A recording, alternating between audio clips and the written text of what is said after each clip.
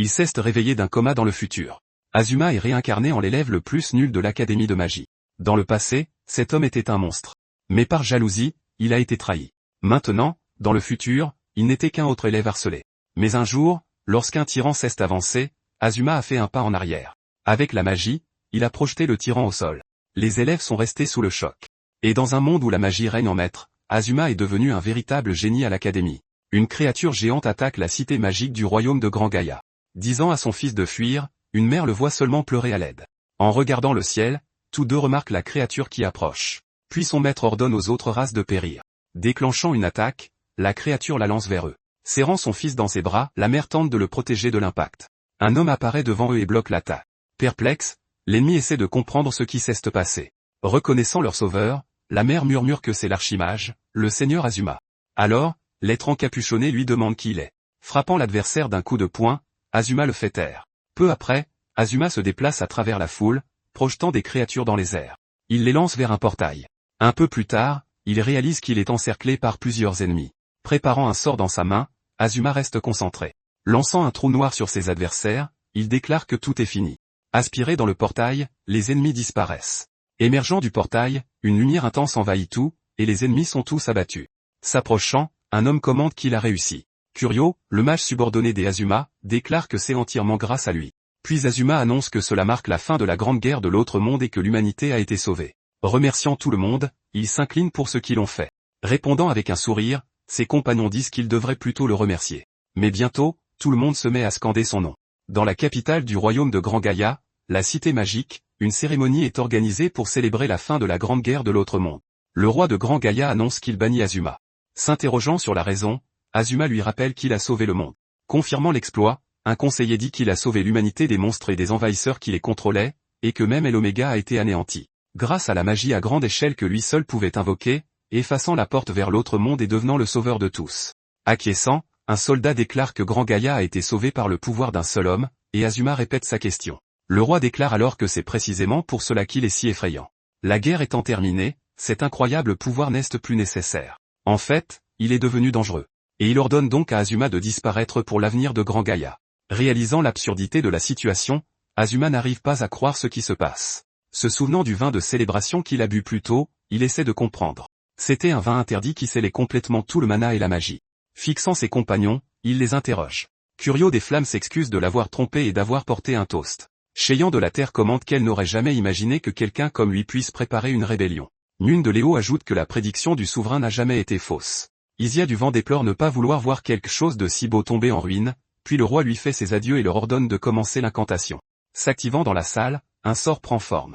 Remarquant le sort, il voit que tous les mages ont uni leur pouvoir et que celui-ci transperce même sa résistance magique. Niant avoir préparé une rébellion, Azuma explique qu'il se concentrait uniquement sur Oméga. S'interrogeant en silence, il se demande si la prédiction du roi n'était qu'une excuse. Malgré tout, il sait que les ordres du roi sont absolus, et personne n'ose les défier. Se demandant si c'est ainsi que tout se termine, son expression s'effondre. S'interrogeant sur le sens de tout ce qu'il a fait pour ce royaume, il cherche une réponse. Demandant au moins que son âme soit perpétuée, il lève la tête. Activant un sort sur sa poitrine, Azuma crie pour que son âme soit transportée dans la vie suivante. Observé par les mages qui l'attaquent, son corps tremble. Consumé par la magie, il commence à disparaître. S'élevant vers le ciel, son essence quitte son corps. Et ainsi, l'archimage fut effacé. Le monde est entré dans une ère de paix, et tout cela s'est passé il y a 3000 ans, jusqu'à ce que le temps passe. Allongé sur un lit d'hôpital, un jeune homme ouvre les yeux et se demande où il est. S'approchant, un médecin se demande ce qui se passe. Se demandant comment ce patient a pu se réveiller, il fronce les sourcils. Sur un tiroir, le nom du patient est révélé, Shiobana Azuma. Réalisant que son nom est toujours le même, le jeune homme regarde le médecin approcher en disant que c'est un miracle. L'atteignant, le médecin pose une main sur son épaule pour attirer son attention. Reconnaissant que le sort de réincarnation a réussi, il réalise qu'il peut comprendre la langue. Pour comprendre la civilisation de ce monde, il demande à l'infirmière comment se rendre à la plus grande bibliothèque de la région. Ne comprenant pas la question, le médecin et l'infirmière échangent des regards confus. Utilisant une capacité pour influencer l'infirmière, Azuma ajuste sa posture. Répondant automatiquement, elle commence à donner les indications pour la bibliothèque, et le médecin la gronde de trop parler. La remerciant, le jeune homme demande ensuite si ses affaires sont les siennes. Confirmant, l'infirmière hoche la tête.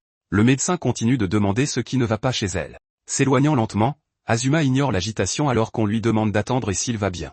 S'excusant, il part simplement et s'assoit dans une salle d'attente. Ouvrant le sac à dos qu'il a pris à l'hôpital, il en examine le contenu. Prenant un objet, il se demande ce qu'est cette plaque de métal. Interrogeant une femme à côté de lui à ce sujet, il reçoit la réponse que c'est un téléphone. Regardant l'appareil, il répète le mot téléphone. Utilisant sa magie pour analyser l'objet, il concentre son regard. Découvrant la nature de l'objet, Azuma réalise que c'est un appareil qui donne accès à une incroyable archive d'informations. Décidant de regarder l'appareil de plus près, il se penche. Alors qu'un train arrive en gare, il y monte. Une fois dans le wagon, il réalise qu'il n'a plus besoin d'aller à la bibliothèque. En analysant le téléphone, il a pu obtenir des connaissances de base sur ce monde. C'était un outil qui n'existait pas à son époque. Mais ce qu'il sait maintenant, c'est que 3000 ans se sont écoulés. Il découvre aussi que la magie était en déclin et apprend qu'une nouvelle technologie appelée science a émergé. C'était la société humaine pour laquelle il avait chassé Oméga. Se demandant si c'est le monde pour lequel il a sacrifié sa vie, il soupire. Arrivé devant une maison, il observe la façade. Entrant dans la chambre, il en conclut que c'est là que vivait Shiobana Azuma. Regardant un cadre photo, il se demande si le garçon avait perdu sa famille.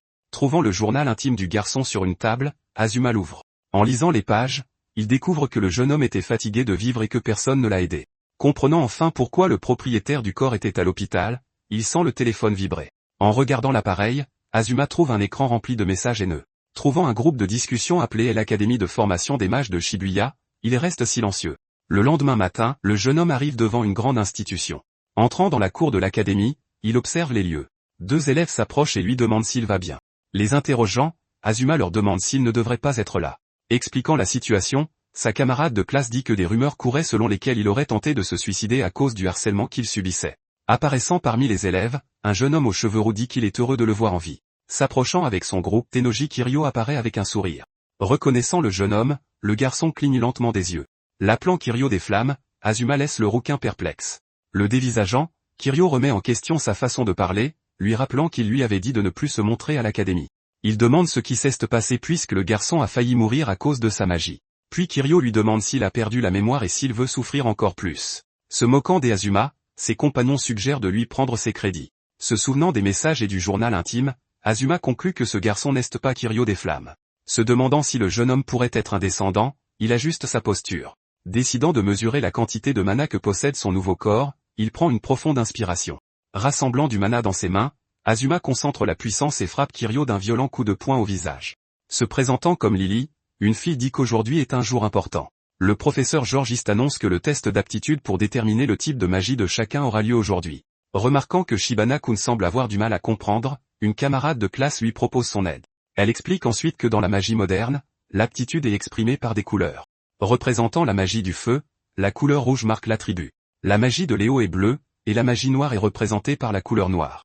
Elle explique que la magie fonctionne en faisant passer le mana à travers les circuits magiques du corps. Et comme leur capacité est limitée, une personne se spécialise généralement dans un seul attribut. Concluant que l'attribut qui lui convient sera le sien, elle regarde Shiobana Azuma se faire appeler. Le professeur s'approche et lui demande quel est son attribut. Sans hésitation, Azuma déclare qu'il n'en a pas. Confus, l'homme fronce les sourcils. Expliquant qu'il n'a pas d'attribut, il déclare qu'il ne prévoit de se spécialiser dans aucun d'eux. Chuchotant, tout le monde se demande s'il est vraiment en train de dire qu'il n'a pas d'attribut. Il continue, déclarant que les incolores sont ceux qui n'ont pas d'attribut. Même s'ils ne sont pas visibles, ils sont toujours là, commente-t-il. Il déclare que la magie interne de ce corps devrait être capable de répondre à n'importe quel attribut et prend une profonde inspiration. Le professeur plisse les yeux en disant que les gens comme lui n'ont pas leur place dans cette école. Puis il remet en question la raison de son bonheur. Le traitant de déchet, l'homme esquisse un sourire amer. Se souvenant à quel point le monde a été contre lui, Azuma fixe le sol. Le professeur croise les bras, expliquant que les incolores manquent d'attributs et que la magie qu'ils peuvent acquérir est minime. Soulignant que sa progression est impossible et qu'il ne comprend même pas l'emblème de l'école, l'homme secoue la tête. Mais Azuma répond qu'il pense personnellement que les incolores sont les plus forts.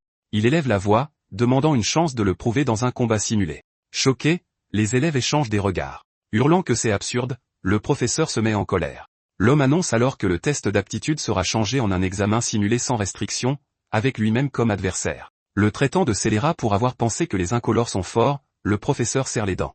Inquiète de la situation, sa camarade de classe note que le professeur George est le meilleur instructeur et que le combat n'aura aucune restriction, ce qui la rend anxieuse. Marchant vers son adversaire sur le terrain, Azuma ajuste sa position. Avertissant que les combats simulés peuvent avoir des accidents, le professeur lui dit de ne pas venir pleurer plus tard. Mais Azuma demande simplement si ce n'est pas lui qui devrait s'en inquiéter. Donnant le signal de départ, un des élèves autorise le combat. L'homme prétend alors être le seul à l'académie capable de manipuler des attributs multicolores. Lançant une attaque qui combine le feu et le tonnerre, il se précipite vers le jeune homme. Fendant l'air, la magie fonce vers Azuma. Il arrête l'attaque d'une seule main, restant calme. Choqué par ce qu'il voit, le visage du professeur pâlit. Tenant la magie dans sa main, Azuma lui demande si c'est tout ce qu'il a. Hurlant que c'est impossible, l'homme essaie de reprendre le contrôle, puis il attaque à nouveau. Bloquant la deuxième attaque tout aussi facilement, Azuma garde son regard fixe. Désespéré, le professeur et les élèves se demandent pourquoi la magie ne fonctionne pas. Marchant lentement vers lui, Azuma ne ralentit pas son allure. Continuant de crier que c'est impossible, l'homme panique. Tendant la main, Azuma avance, et le professeur le supplie de ne pas s'approcher davantage. Essayant d'utiliser son appareil magique pour se défendre, l'homme le lève précipitamment. Azuma touche l'objet, ses doigts effleurant le métal. Il gèle instantanément dans sa main, rendant l'appareil inutile. Alors Azuma lui dit de confesser tout ce qu'il a fait jusqu'à présent. Le menaçant de le réduire en poussière s'il n'avoue pas, le jeune homme plisse les yeux, de l'énergie se forme autour du cou du professeur et l'air s'alourdit. Admettant finalement, l'homme révèle qu'il a vu Shiobana se faire harceler, mais a fait semblant de ne rien voir.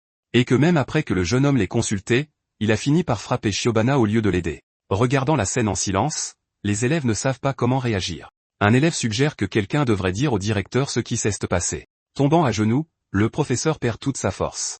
Azuma s'approche, le regarde de haut et lui demande ce que ça fait. Qu'est-ce ce que ça fait de perdre contre un incolore comme moi? Finit-il. La vie à l'académie continue normalement. Observant de loin, deux élèves se demandent si c'est vraiment lui. Commentant entre eux, d'autres élèves disent qu'il a l'air d'être une personne différente. Quand le cours se termine, il reste à sa place. Sa camarade s'approche et l'appelle par son nom, et il lui demande ce qu'elle veut. Azuma incline la tête, la remerciant pour ce qu'elle lui a appris plus tôt. Répondant que ce n'était rien, la fille force un sourire timide. Puis il dit qu'il a une faveur à lui demander. Il lui demande nonchalamment de sortir avec lui. Abasourdi, la fille se fige à sa demande. Surpris par la scène, les autres élèves chuchotent à propos de la situation. Toujours sans voix, elle essaie de digérer le moment. Gênée, la fille détourne le regard. Elle le guide sur le campus, lui montrant le bâtiment des clubs et celui du personnel. Arrivé sur le toit, il la remercie pour la visite et dit qu'il espère ne pas l'avoir dérangée. Niant que c'était un dérangement, la fille dit qu'elle a compris ce qu'il voulait dire par sortir ensemble. Se tournant lentement, elle déplore qu'elle l'attendait vraiment avec impatience. Soudain, elle se retourne vers lui. Troublée, sa camarade de classe nie qu'elle l'attendait avec impatience. Quand il lui demande ce qu'elle veut dire, elle répond simplement que ce n'est rien. Prenant les devants, elle le guide vers la salle d'analyse magique de l'académie, que les étudiants peuvent utiliser sur demande. Regardant autour de lui, Azuma fait quelques pas. Se tournant vers elle, il la remercie de lui avoir fait visiter l'académie. Sans voix, la jeune fille joint nerveusement ses mains. Il sourit légèrement, promettant qu'il lui rendra certainement l'appareil. La camarade de classe reste immobile, le fixant en silence. Azuma l'appelle par son nom, Shiona, et attend une réponse. Répondant au nom, elle cligne des yeux de surprise. Il plisse les yeux en lui demandant si elle est vraiment Shiona. Elle se gratte la nuque, s'excusant d'avoir dit quelque chose de bizarre. Il ajuste ses cheveux, expliquant que l'atmosphère autour d'elle a changé. Elle révèle qu'elle avait l'impression d'être dans le coma et ne se souvient de rien, s'excusant d'avoir causé des ennuis. Il se dit que ce n'est pas encore le moment et reste silencieux. Acceptant l'explication, la jeune fille s'excuse d'avoir posé des questions étranges. En lui disant au revoir, Azuma lui dit qu'il la verra plus tard. Il marche seul dans un couloir vide. Arrivé à la salle d'analyse magique, il s'arrête devant la porte. Il utilise un sort pour l'ouvrir et entre. Accédant à un terminal pour lancer une analyse de magie ancienne, il touche l'écran. Tandis qu'il manipule le panneau, le système affiche diverses informations. Analysant les données, Azuma conclut que cela semble possible. Combinant la magie ancienne et moderne, il conclut que cela devrait suffire. Décidant de s'inscrire le lendemain, il prend une profonde inspiration. Apparaissant de nulle part, un homme s'approche et lui demande s'il est Shiona. Se retournant, Azuma lui demande qui il est, car il n'a pas pu sentir sa présence. Se présentant comme Isaya du S4, le jeune homme sourit et dit que c'est un plaisir de le rencontrer. Azuma hausse les sourcils, se demandant ce qu'est le S4, et une explication apparaît, montrant qu'ils sont les plus forts de l'académie. Confirmant qu'il est l'un d'eux, Isaya sourit largement. Remarquant que Azuma ne fait pas partie de l'élite, il demande comment quelqu'un peut être sans couleur. Trouvant la situation intéressante, le jeune homme touche la poitrine d'Azuma. Se souvenant de ce qui est arrivé à l'autre étudiant, Isaya commente que c'est le bon endroit. Tendant la main, il demande à Azuma de les rejoindre, car ils sont tous égaux là-bas. Azuma l'observe en silence, ne réagissant pas immédiatement. Insistant sur sa demande, Isaya attend sa décision. Azuma accepte, leur demandant de prendre soin de lui. Alors qu'il se serre la main, il ressent un autre type de magie. Il l'analyse en silence, se demandant de quel type de magie il s'agit et s'il est en train d'être sondé. Voyant Isaya utiliser la magie moderne si nonchalamment, Azuma considère cela comme impoli. Disant au revoir, le jeune homme fait un signe de la main et s'en va. Commentant qu'il comprend et trouve la situation intéressante, il disparaît dans le couloir. Le lendemain matin, les activités commencent dans une grande académie. Quelqu'un marche dans le couloir, s'approchant de la salle des professeurs. Faisant une demande au comptoir, Azuma attend en silence. Elle confirme sa demande pour 16 heures, l'informant que ce sera pour 3 heures. Assistant à un cours, Azuma est assis parmi les autres étudiants. Il semble distant, regardant droit devant lui tandis que Shiona l'observe à ses côtés. Plus tard, Azuma entre dans la salle d'analyse magique. Faisant fi de la technologie de pointe, il commente que tout ce dont il a besoin est un environnement adéquat et du temps pour se concentrer. Puis, il active le grand panneau de magie ancienne. C'était une magie ancienne de sa vie passée, une technique secrète pour ceux qui ont des aptitudes magiques. Elle fonctionne grâce à un mécanisme qui absorbe le mana de l'atmosphère, le compressant à l'intérieur de réceptacles de mana dans le corps. Une fois la magie à activer déterminée, le mana raffiné est transféré au réceptacle d'exécution. Standardisé par un cercle magique, le processus d'activation dépend de la compétence du mage pour finalement libérer la magie. Mais la magie ancienne ne pouvait être utilisée que par quelques élus, car ceux qui n'avaient pas de talent ne pouvaient pas raffiner le mana. Remarquant les différences de l'ère actuelle, Azuma analyse la situation. Remplacé par un organe appelé circuit magique, les réceptacles de mana et d'exécution n'existent plus dans le corps. Et grâce à une invention appelée bâton intelligent, le mana est injecté automatiquement. Des cercles magiques générés artificiellement activent le sort. Ce processus répandu a rendu l'activation de la magie possible sans différence individuelles innées. D'un autre côté, cette manualisation a réduit la puissance de la magie et empêche son utilisation si le bâton est retiré. Avec cela en tête, son objectif devient clair. Planifiant sa prochaine étape, il développera une magie hybride qui combine les technologies anciennes et modernes. Pour y parvenir, il doit d'abord maîtriser la magie moderne à son plus haut niveau, en conquérant tous les attributs. Se préparant à avancer, les calculs de la théorie fondamentale de son hypothèse de magie hybride seront effectués par l'ordinateur quantique. Appuyant sur une touche, il déclare que cela devrait résoudre le problème. Chargeant le calcul de la théorie de base pour la magie hybride hypothétique, l'ordinateur commence le traitement. En attendant les résultats, il décide de sortir boire un verre. Se retournant pour quitter la pièce, il pose sa main sur la poignée de la porte. Une porte s'ouvre sur les ténèbres, et l'environnement change soudainement. Tombant la tête en bas dans un lieu inconnu, Azuma perd le sol sous ses pieds. Se demandant si le monde entier a été retourné, il ferme les yeux un instant. Reconnaissant cela comme une attaque de magie moderne ciblée, il se demande d'où elle vient. L'attaque est passée inaperçue de sa détection, montrant une grande précision. Se souvenant de sa rencontre avec Isaiah et de leur poignée de main, il fronce les sourcils. Réalisant que c'est Isaiah qui a agi immédiatement, Azuma prend une profonde inspiration. Se demandant si c'est ce que Isaiah entendait par bien s'entendre, il ajuste ses pensées. Mais il décide qu'il devra lui rappeler la hiérarchie de leurs vies antérieures. Son corps n'a pas été téléporté, il comprend donc que c'est une illusion créée par un sort qui altère la perception. C'est typique d'Isaiah de créer une magie si originale, pense-t-il, et il semble que certaines choses n'ont pas changé en 3000 ans. Continuant de tomber à travers le ciel, il se demande ce qui va se passer ensuite. Quelque chose attire soudainement son attention. Identifiant les créatures qui approchent comme des familiers créés artificiellement par Isaiah, il plisse les yeux. Une grande créature à la silhouette de chauve-souris apparaît devant lui, déployant ses ailes. Comprenant qu'il sera sur la défensive si cela continue, il décide qu'il doit localiser Isaiah. D'abord, il va essayer d'utiliser la magie de décélération pour arrêter sa chute. Se concentrant sur ce qui va arriver, il rassemble du mana. Mais un rayon magique le frappe, révélant que toute contre-magie active un sort d'interception. Préparant un cercle magique avec sa main, il ignore la douleur. Pour se protéger, il doit dissiper le rayon avant qu'il n'explose. N'ayant pas le temps d'utiliser la magie de décélération, il regarde l'espace autour de lui se déformer. La scène change pour l'espace, et il commence à tomber vers une planète. Incapable de respirer, comprenant qu'il est dans un endroit sans air, il ferme les yeux. Observant de loin, Isaiah regarde calmement le résultat. Jetant un regard en arrière, Azuma analyse la situation. De grosses boules de feu se dirigent vers lui, illuminant le vide. Se réorientant en plein air, il réalise que les attaques sont sans fin. Conjurant un nouveau cercle magique avec sa main, il se prépare. Libérant le sort, une grande explosion détruit les projectiles. Au milieu de la destruction, il dit qu'il a reçu le message d'Isaiah, et que c'est maintenant à son tour d'attaquer. Invoquant un autre cercle magique, il prépare sa contre-attaque. Se heurtant aux attaques d'Isaiah, son sort fait trembler l'espace. L'impact produit une énorme explosion, illuminant le vide. Affirmant que ce niveau d'attaque de masse est facile à intercepter, Azuma ne montre aucune peur. Réalisant que l'endroit semble être un vide sans air, il analyse son environnement. À ce rythme, il finira par mourir d'asphyxie. Remarquant la précision de l'espace magique, il réalise qu'il a été construit avec un soin remarquable, presque comme une œuvre d'art. C'est digne d'Isaiah qui aime les belles choses, il comprend donc le style. Et c'est précisément pourquoi il sait qu'il y a une faille. Connaissant Isaiah, il en conclut qu'il voudrait assister à sa mort de ses propres yeux, il doit donc être à proximité. Se disant qu'il doit y avoir un œil magique quelque part, Azuma décide qu'il trouvera ce point faible. Fermant les yeux, il cesse de bouger. Se demandant s'il a décidé de cesser de résister, Isaiah l'observe de loin, mais le silence ne veut rien dire. Une série d'explosions massives engloutit le corps d'Azuma, envahissant l'espace. Gardant les yeux fermés au milieu des explosions, il attend le bon moment. Libérant le mana concentré stocké dans ses réceptacles de mana et d'exécution, il active son plan. Libérant toute son énergie d'un seul coup, il fait vibrer l'espace. Élargissant continuellement son énorme cercle magique, il se prépare à analyser la zone. Réagissant à cette soudaine démonstration de puissance, les yeux d'Isaiah s'écarquillent. Flottant au centre de cet espace, Azuma observe les attaques environnantes.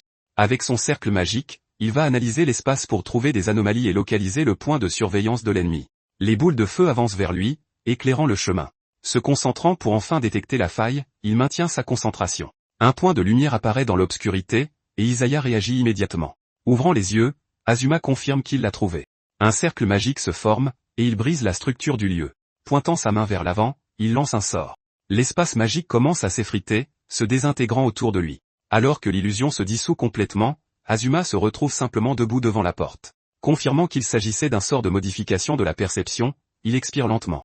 Regardant par une fenêtre, il évalue la situation à l'extérieur. Il commence à l'éviter, s'élevant silencieusement. Arrivant sur le toit où se trouve Isaiah, Azuma observe la scène. Observant son approche, Isaiah ne réagit pas. Disant qu'il l'a enfin trouvé, Azuma atterrit fermement. Atterrissant sur le même toit que l'autre homme, il s'approche sans hâte. Azuma l'interroge, lui demandant s'il a jeté un sort. Restant silencieux, Isaiah ne répond pas. S'approchant, il demande pourquoi Isaiah essaie de lui faire du mal. Ne répondant toujours pas, le jeune homme garde un regard vide. Demandant si c'était sa façon de s'entendre, Azuma plisse les yeux.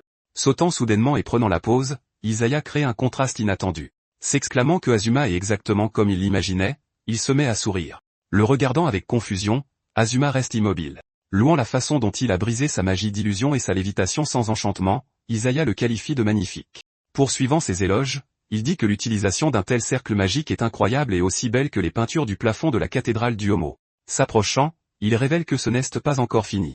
Déclarant que sa magie de désintégration est fascinante, il commente qu'il aimerait connaître la logique derrière son circuit magique. Son expression changeant soudainement, Isaiah penche la tête, révélant que ce qu'il veut voir le plus, c'est le spectacle de quelque chose de vraiment beau tombant en morceaux. Sa voix devient lourde. Se retrouvant piégé par des bandes d'énergie, Azuma frémit. N'arrivant pas à croire qu'il n'ait pas senti les signes d'un autre sort, il se souvient que c'est typique d'Isaiah. Lançant sa magie moderne, chute de météore, Isaiah lève le bras. Plusieurs projectiles tranchants prennent forme dans les airs. Expliquant qu'il a manipulé le vent pour projeter des matériaux de construction, il pointe vers le haut. Les barres d'armature métallique tombent vers Azuma, fendant l'air. Azuma se défend, essayant de suivre le rythme alors que Isaiah l'attaque de toutes parts. Son œil s'écarquille soudainement alors qu'il détecte le danger trop tard. Quelque chose le frappe de plein fouet, brisant sa défense. Son œil s'écarquille sous le coup alors qu'il ressent toute la force de l'impact. Frappé en plein par l'attaque, il perd son souffle un instant, mais il parvient à invoquer un cercle magique avec sa main. Se protégeant juste à temps, il repousse une partie de la pression. Se demandant combien de temps il pourra tenir, Isaiah observe avec intérêt. Remarquant une autre menace venant d'Enno, Azuma lève les yeux. Un poteau électrique tombe d'Enno, se dirigeant droit sur lui. Une autre structure métallique s'effondre avec lui. Il saute en arrière pour éviter l'impact, esquivant le danger. L'attaque était planifiée pour ne laisser aucune issue, visant à le coincer. Des débris pleuvent de tous les côtés, créant une enceinte. Se préparant à se défendre contre les débris, Azuma ajuste sa main. Il étend son cercle magique pour se protéger, créant une barrière. Luttant pour supporter le poids de l'impact, il serre les dents. Observant et riant, Isaiah savoure le chaos. Se demandant si Azuma atteint sa limite, il croise les bras. Quelque chose dans le ciel attire son attention et Isaiah lève le menton. Un avion fend l'atmosphère, tombant du ciel vers eux. Les bras ouverts, Isaiah déclare que c'est son monde et sa magie. Il soupire, affirmant que la pluie de météores est plus belle que n'importe quelle œuvre d'art. Faisant des gestes avec ses mains, il se demande comment Azuma va se défendre. Levant une main vers le ciel, Azuma reste concentré. L'exhortant à apprécier la gloire de son art, le sourire d'Isaiah s'élargit. Regardant un petit objet entre ses doigts, Azuma jauge la distance. Il lance l'objet dans les airs d'une pichenette, sans hésitation. Incrédule, Isaiah perd son sang-froid, se demandant comment il a annulé la magie qui devait faire s'écraser l'avion. S'écrasant contre le sol et explosant, l'objet brise le décor. Il rassemble les pièces et conclut que tout n'était qu'une illusion fantôme. D'un mouvement rapide, Azuma attrape quelque chose de fin dans les airs, fermant ses doigts avec précision. Réagissant sous le choc, Isaiah demande comment son aiguille cachée a été découverte. Le pointant du doigt avec l'aiguille à la main, Azuma déclare qu'il a compris son plan. Les débris qui tombaient, manipulés par la magie du vent, n'étaient qu'un leurre. Après avoir fait tomber de vrais objets, Isaiah a créé l'illusion d'un avion en chute pour attirer son attention. À ce moment-là, son véritable objectif était de lancer des aiguilles magiques imprégnées de sorts d'inconscience. La soi-disant chute de météore n'était qu'un bluff. Le fixant, choqué par la révélation, le visage d'Isaiah se vide de ses couleurs. Louant le travail impressionnant, Azuma déclare que ça ne marchera pas sur lui. Désespéré, Isaiah crie qu'il est impossible qu'il ait vu clair dans son jeu, car aucun mage vivant ne peut détecter l'activation de sa magie. Hurlant de frustration, il prétend que Azuma n'est pas le grand mage légendaire d'il y a 3000 ans. Calmement, Azuma explique que comme Isaiah est excellent pour cacher les traces magiques, il a deviné que son coup final serait quelque chose de subtil et silencieux. Apparaissant soudainement derrière Isaiah, il l'attrape par le col. Levant un doigt, il déclare que la seule erreur d'Isaiah a été une chose. Il explique que Isaiah a utilisé trop de magie devant lui donnant l'occasion de l'analyser. Posant une main sur la poitrine d'Isaiah, il active un sort. Se libérant de sa main, la magie se déploie. Surpris par ce qui se passe, les yeux d'Isaiah s'écarquillent.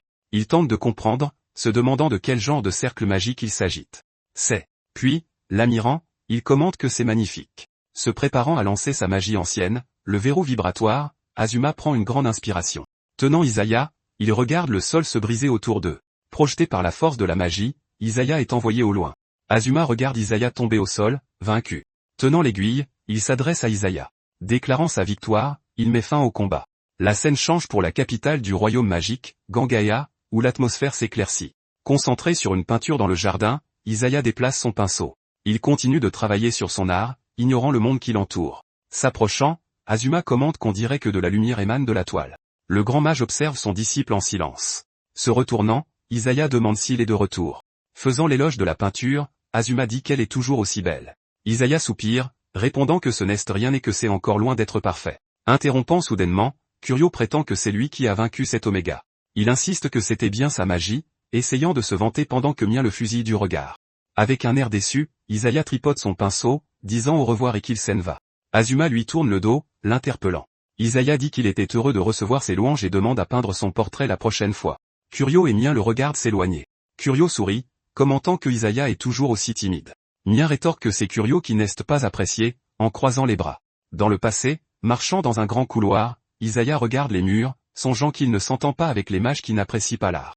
Il évite de leur parler. Son temps précieux avec le grand mage a été interrompu. Il accélère le pas. Gardant son expression mélancolique, il prend une grande inspiration. Voyant Shion se tenir à proximité, il demande ce qui ne va pas. Le fixant sérieusement, Shion ne bouge pas. Expliquant qu'elle a été convoquée par le seigneur et a reçu un ordre impérial, Shion surprend Isaiah. Lui chuchotant l'ordre à l'oreille, elle le fiche sur place. Réagissant avec incrédulité à ce qu'il vient d'entendre, il recule d'un pas. Isaiah crie, incrédule, que le seigneur Asmar prépare une rébellion. Confirmant que c'est vrai, Shion déclare que la vision du futur du seigneur est absolue. Incapable d'accepter que Asmar puisse trahir Gangaea et eux tous, il qualifie l'idée d'impensable. Se demandant pourquoi le seigneur Asmar ferait quelque chose d'aussi laid, il se serre la poitrine. De retour au présent, Shiobana Azuma se réveille allongé dans un lit. Fixant les néons au plafond, il cligne lentement des yeux. Se réveillant à l'infirmerie de l'académie, Isaiah a mal à la tête. Se redressant, il commente qu'il a l'impression d'avoir fait un terrible cauchemar. Il lève les yeux alors qu'on lui tend une bouteille d'eau. Se tournant, surpris, vers la personne à côté de lui, il laisse presque tomber la bouteille. Il reste sans voix quand il voit que c'est Azuma. Azuma explique que c'est une boisson électrolytique avec du sucre, mentionnant que Isaiah gémissait beaucoup. Lui conseillant de refaire le plein de fluide perdu au plus vite, il lui tend la bouteille. Isaiah fronce les sourcils, se demandant pourquoi il l'a aidé. Azuma croise les bras, répondant qu'il a pris sa magie de plein fouet et ne pouvait pas en sortir indemne. Mais heureusement, ses circuits magiques fonctionnent normalement, donc ça ne semble pas avoir été grave. Soudain, Isaiah pointe son doigt, changeant de sujet. Il plisse les yeux, désignant la serviette dans la main d'Azuma. La serviette montre des signes d'utilisation pour essuyer la sueur, révélant les soins qu'il a reçus. Isaiah essaie de confirmer si Azuma a pris soin de lui tout ce temps. Azuma détourne le regard, répondant qu'il ne voudrait pas perdre un mage talentueux. Prenant la bouteille, Isaiah dit « Merci ». Azuma soupire, lui demandant de ne pas penser que tout le monde dans les S4 est comme Kiryu. Isaiah songe que les capacités magiques de Kiryu sont exceptionnelles, mais admet ne pas être d'accord avec sa façon de penser. Azuma détend ses épaules, expliquant qu'il était simplement curieux de voir la force de celui qui a vaincu Kiryu. Isaiah baisse la tête, s'excusant au nom de Kiryu pour lui avoir mis la pression et avoir tenté de le faire expulser de l'académie. Azuma le regarde s'incliner, analysant le geste. Azuma parle sincèrement, disant à Isaiah qu'il ne semble pas être une mauvaise personne. Prenant une grande inspiration, Azuma déclare qu'il oubliera l'embuscade qu'il a tendue. En retour, il propose un marché, laissant Isaya surpris. Azuma révèle son plan. Il veut que Isaya quitte les S4, le rejoigne à l'académie, et crée une nouvelle faction. S'interrogeant sur l'idée d'une nouvelle faction, Isaya lève le visage. Pensant que Isaya devant lui n'a aucun souvenir d'il y a 3000 ans, Azuma décide de lui faire confiance. Dans le présent, il est seul et a besoin d'alliés pour accomplir quoi que ce soit. Azuma tend la main, demandant à Isaya de marcher à ses côtés vers son objectif. Descendant du lit, Isaya fixe le sol. S'agenouillant devant Azuma, il fait son choix. Acceptant la proposition, Isaya l'appelle Asmarsan. Il a un étrange souvenir d'avoir fait la même chose il y a longtemps. Soudain, l'infirmière de l'école apparaît, les surprenant. Azuma commente qu'elle s'est fait prendre. S'excusant, elle explique qu'elle ne voulait pas espionner. Azuma dit au revoir, déclarant qu'il quitte l'infirmerie. Il prend un dossier médical sur une table et l'analyse rapidement. Tendant le dossier à l'infirmière, il explique que c'est le diagramme du circuit magique d'Isaya et qu'elle peut l'utiliser comme référence. Confuse par ce qu'elle a reçu, l'infirmière est sans voix. Surprise par l'analyse détaillée, elle lui demande d'attendre un moment. Souriante, elle l'invite à rejoindre son laboratoire en tant qu'étudiant spécial. Azuma refuse l'offre en la remerciant. Il dit qu'il aime l'académie et y réfléchira après son diplôme, puis il part. Quittant la pièce, il laisse Isaya le regarder partir. De retour à la salle d'analyse magique, il continue son travail. Malgré la petite interruption, l'analyse de la nouvelle magie est terminée. Il vérifie les résultats sur l'ordinateur. Le calcul confirme que sa théorie a établi un nouveau système magique et lui recommande de le présenter lors d'une conférence. Réalisant que son idée était correcte et que la théorie fondamentale de la magie hybride moderne est complète, Azuma prend une grande inspiration. Ensuite, il organisera les formules magiques selon leurs objectifs, en les adaptant au circuit magique. Comme une vérification précise était nécessaire, il a été constamment aidé par la nouvelle voie, et il le montrera à tout le monde en inventant une magie de base. Le lendemain, les cours reprennent à l'académie. Debout devant ses étudiants dans la salle de classe, le professeur George East organise ses affaires. Il lit son livre pendant que Azuma prend des notes, suivant le rythme de la classe. Parlant avec George, un professeur commente que l'étudiant s'est amélioré soudainement et pourrait tricher. Déclarant qu'il ne peut pas le quitter des yeux, un autre professeur continue de l'observer. Croyant qu'il n'y a aucun moyen pour lui de tricher pendant les examens oraux, George écarte le soupçon. Écrivant une formule au tableau, il demande si quelqu'un peut déchiffrer cette magie moderne. Désignant directement l'étudiant incompétent, Shiobana Azuma, il lui lance son défi. Le professeur plisse les yeux, se demandant s'il va dire qu'il ne peut pas la résoudre. Répondant qu'il le peut, Azuma se lève de son bureau.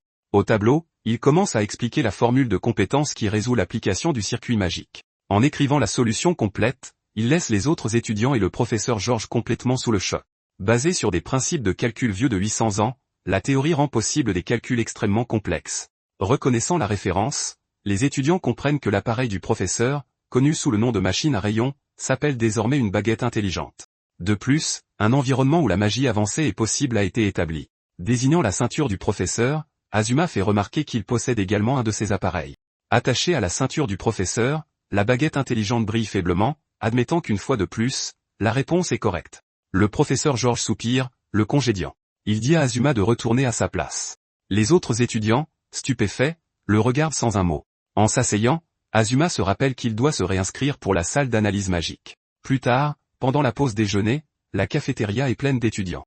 Un groupe d'étudiants s'approche de Shiona en la suppliant de les aider. Ils révèlent qu'ils veulent sympathiser avec Azuma et essaient de la convaincre.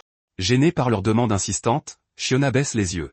Mais en voyant Azuma arriver, les étudiants lui mettent encore plus la pression. Cédant, elle dit qu'elle ne fait que demander.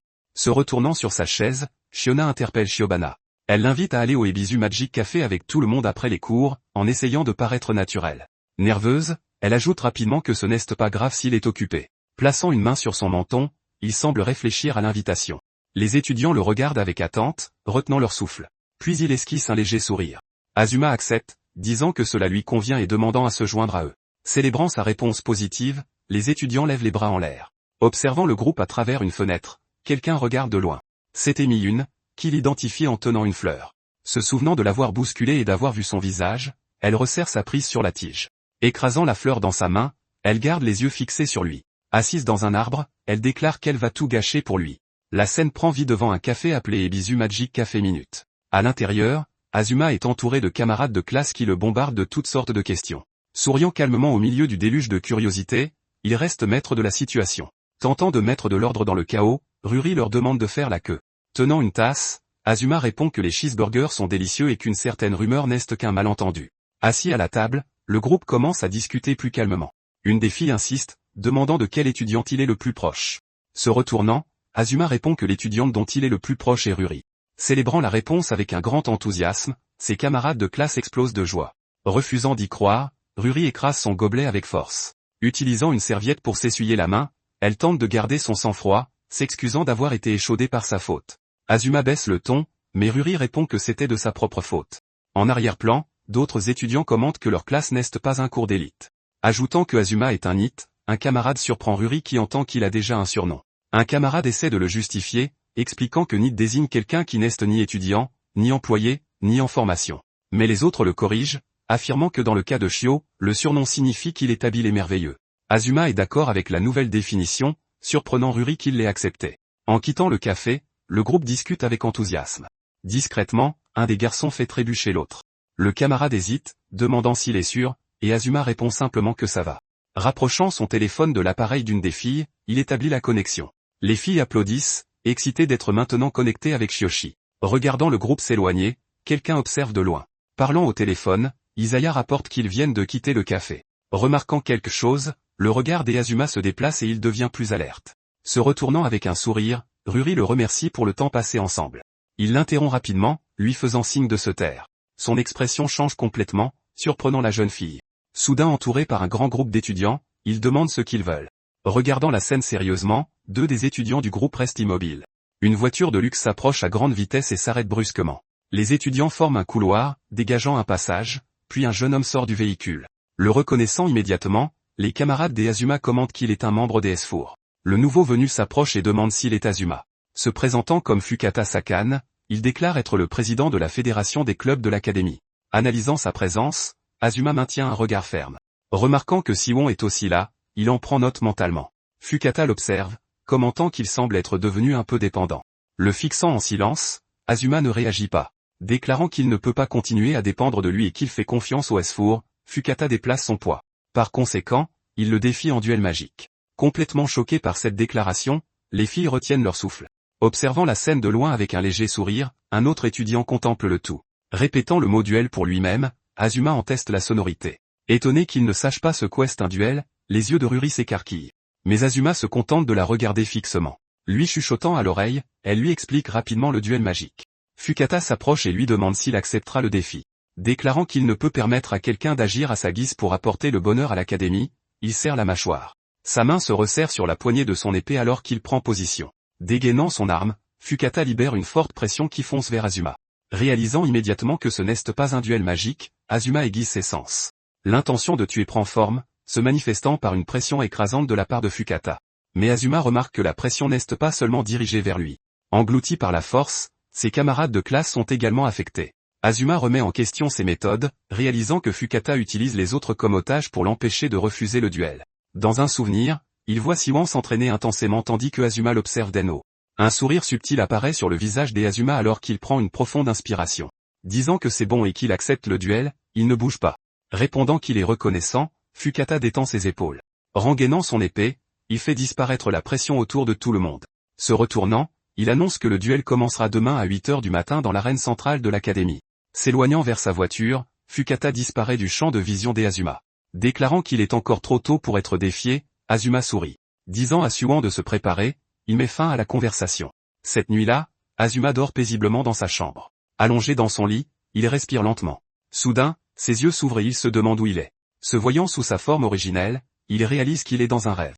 Comprenant que c'est un rêve lucide, il referme sa main dans le vide. Se souvenant d'un cours récent sur la façon dont les rêves permettent de plonger dans le subconscient, il fait le lien. Face à cela, il a une idée et décide de la mettre en pratique. Décidant d'enquêter sur le propriétaire originel de ce corps, il fronce les sourcils. Lorsqu'il s'est réincarné, une petite quantité de mana est restée dans les circuits magiques du corps. Expliquant qu'il n'y a pas touché, Azuma dit que grâce à ce mana, il peut lire les pensées de l'ancien propriétaire. Les pensées du jeune homme doivent toujours être là. Mais pour y accéder, il doit utiliser la magie pour extraire son esprit. Comme aucune magie ancienne n'existe pour cela, il décide d'en créer une maintenant. Commençant à tisser un nouveau sort, Azuma combine des formules de manipulation mentale et de suggestion hypnotique pour créer un cercle d'activation. Souriant en réalisant qu'il crée un nouveau sort, il conclut qu'il sera probablement le seul dans l'histoire à réussir un tel exploit. Lançant sa nouvelle magie, il est surpris par le processus. Un portail s'ouvre, et l'esprit du Shiobana originel en est extrait. Se matérialisant complètement devant lui, la forme spirituelle du jeune homme flotte. Une larme coule sur le visage d'Azuma alors que le silence s'installe. Demandant où il est, L'esprit semble confus. Souriant, Azuma annonce que le sauvetage est un succès. Poursuivant, il dit qu'une pluie de météores passait à proximité et que tout était aspiré dans un trou noir. Mais à l'intérieur, quelque chose a attiré son attention. Se détachant dans l'obscurité, un point de lumière luttait pour subsister. Tendant la main vers la lumière qui semblait se battre pour survivre, il sent le poids de la décision. Il a pensé que si la lumière détestée tentait d'être aspirée, il prendrait sa place. Le fixant, surpris par la révélation, Azuma est sans voix. Expliquant qu'il n'arrêtait pas de chuter et qu'il n'était que quelqu'un qui voulait mourir mais qui a vécu, le jeune homme détourne le regard. Disant que Azuma, au contraire, voulait vivre mais a fini par mourir, il expire. Riant, le garçon prétend que c'est lui qui aurait dû garder le corps. En désaccord total, Azuma fronce les sourcils. Le regardant, confus, le jeune homme attend une réponse, expliquant qu'ils sont maintenant deux âmes partageant un seul corps et qu'aucun d'eux ne peut exister seul en tant que Shiobana Azuma. Azuma se désigne du doigt. À partir de ce jour, l'histoire leur appartiendrait à tous les deux. Promettant qu'il exaucera son vœu, Azuma tend la main. Les larmes aux yeux, Shiobana le regarde. Cachant son visage en pleurant, les épaules du jeune homme sont secouées de sanglots. Désignant l'avenir avec un sourire, Azuma l'encourage. Souriant, le jeune homme acquiesce. En lui cognant le poing, il dit merci. Réfléchissant à la promesse que son vœu soit exaucé, le jeune homme soupire. Souriant, il dit que le simple fait de l'entendre suffit à le satisfaire. Mais il se demande s'il y a quelque chose qu'il puisse faire pour aider, puisqu'Azuma est le légendaire archimage d'il y a 3000 ans. Confirmant avec un sourire confiant, Azuma enflamme l'esprit du jeune homme. Alors, Shiobana mentionne qu'après les cours aujourd'hui, il est allé dans un café magique à Ibizu. Demandant à Azuma d'expliquer la signification d'un enchantement qu'il a entendu, il se frotte la nuque, expliquant qu'une fille nommée Lily le récitait fièrement et qu'il aimerait l'analyser. Il essaie de paraître sérieux. Riant un peu maladroitement, le jeune homme en perd presque son souffle. Disant que si c'est quelque chose comme ça, c'est du gâteau, Azuma claque des doigts. Soudain, le sol sous leurs pieds commence à se fissurer. Se retournant, surpris par ce qui se passe, les deux se regardent, constatant qu'il semble temps de se réveiller du rêve et que leur temps est écoulé. Azuma lève la main. Remerciant Azuma de l'avoir ramené, Shiobana prend une profonde inspiration. Souriant, il dit qu'à partir de maintenant, il jettera un œil à leur histoire. Répondant qu'il fera de même, Azuma hoche la tête. Tendant la main vers l'esprit de Shiobana qui s'estompe, Azuma essaie de le retenir une seconde de plus. Laissé seul alors que la lumière de l'esprit disparaît complètement, il ferme les yeux, joignant les mains, déterminé. Même si le jeune homme n'est plus qu'un souvenir résiduel, Azuma renforce sa résolution. Décidant qu'il réalisera les vœux et les regrets du garçon, il serre le poing. Il décide de le faire, car c'est la promesse qu'il n'a pas pu tenir il y a 3000 ans, et il regarde dans le vide. La scène se déplace à la résidence de Fukada Shion à Tokyo, où le silence règne. Agenouillé devant un grand cristal, Fukada respire de manière contrôlée. Restant à genoux un instant, il se concentre. C'est du nitrure de bore Urtzite ou Akalcom, le métal le plus dur sur Terre, extrait des montagnes de sa famille. Concentrant son regard, il saisit fermement la poignée de son épée. Attaquant le cristal avec son arme, il déchaîne sa force accumulée. Intact auparavant, le cristal présente maintenant plusieurs entailles. Se retournant, il réalise qu'il n'est pas seul dans la cour. S'adressant à la personne qui l'observe, Fukada ajuste sa posture. Se présentant et disant que c'est une urgence et une occasion spéciale, Mizuhara Miyuni fait son entrée. La réprimandant, il lui rappelle qu'il lui avait dit de ne pas entrer ici. Ignorant l'avertissement, Miyuni parle de la rareté du métal utilisé pour fabriquer les baguettes intelligentes. Le traitant de fou pour avoir utilisé du nitrure de bore Urtzite ou de la Calcom juste pour un coup d'essai, elle perd patience.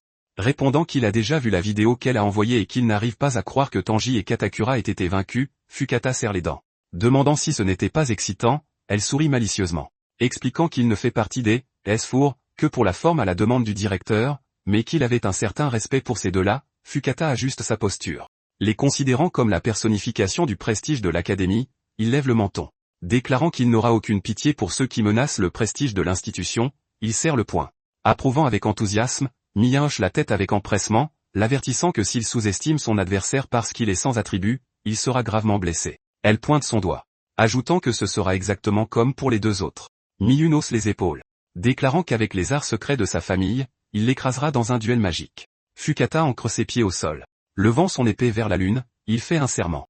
Affirmant que l'autorité de l'académie est plus importante qu'une vie humaine et qu'un accident lui importe peu, la voix de Fukada se durcit. Souriant, Miyun dit qu'elle veut voir le visage de Shiobana Azuma réduit en bouillie. Demandant s'il va amener cette personne, elle plisse les yeux.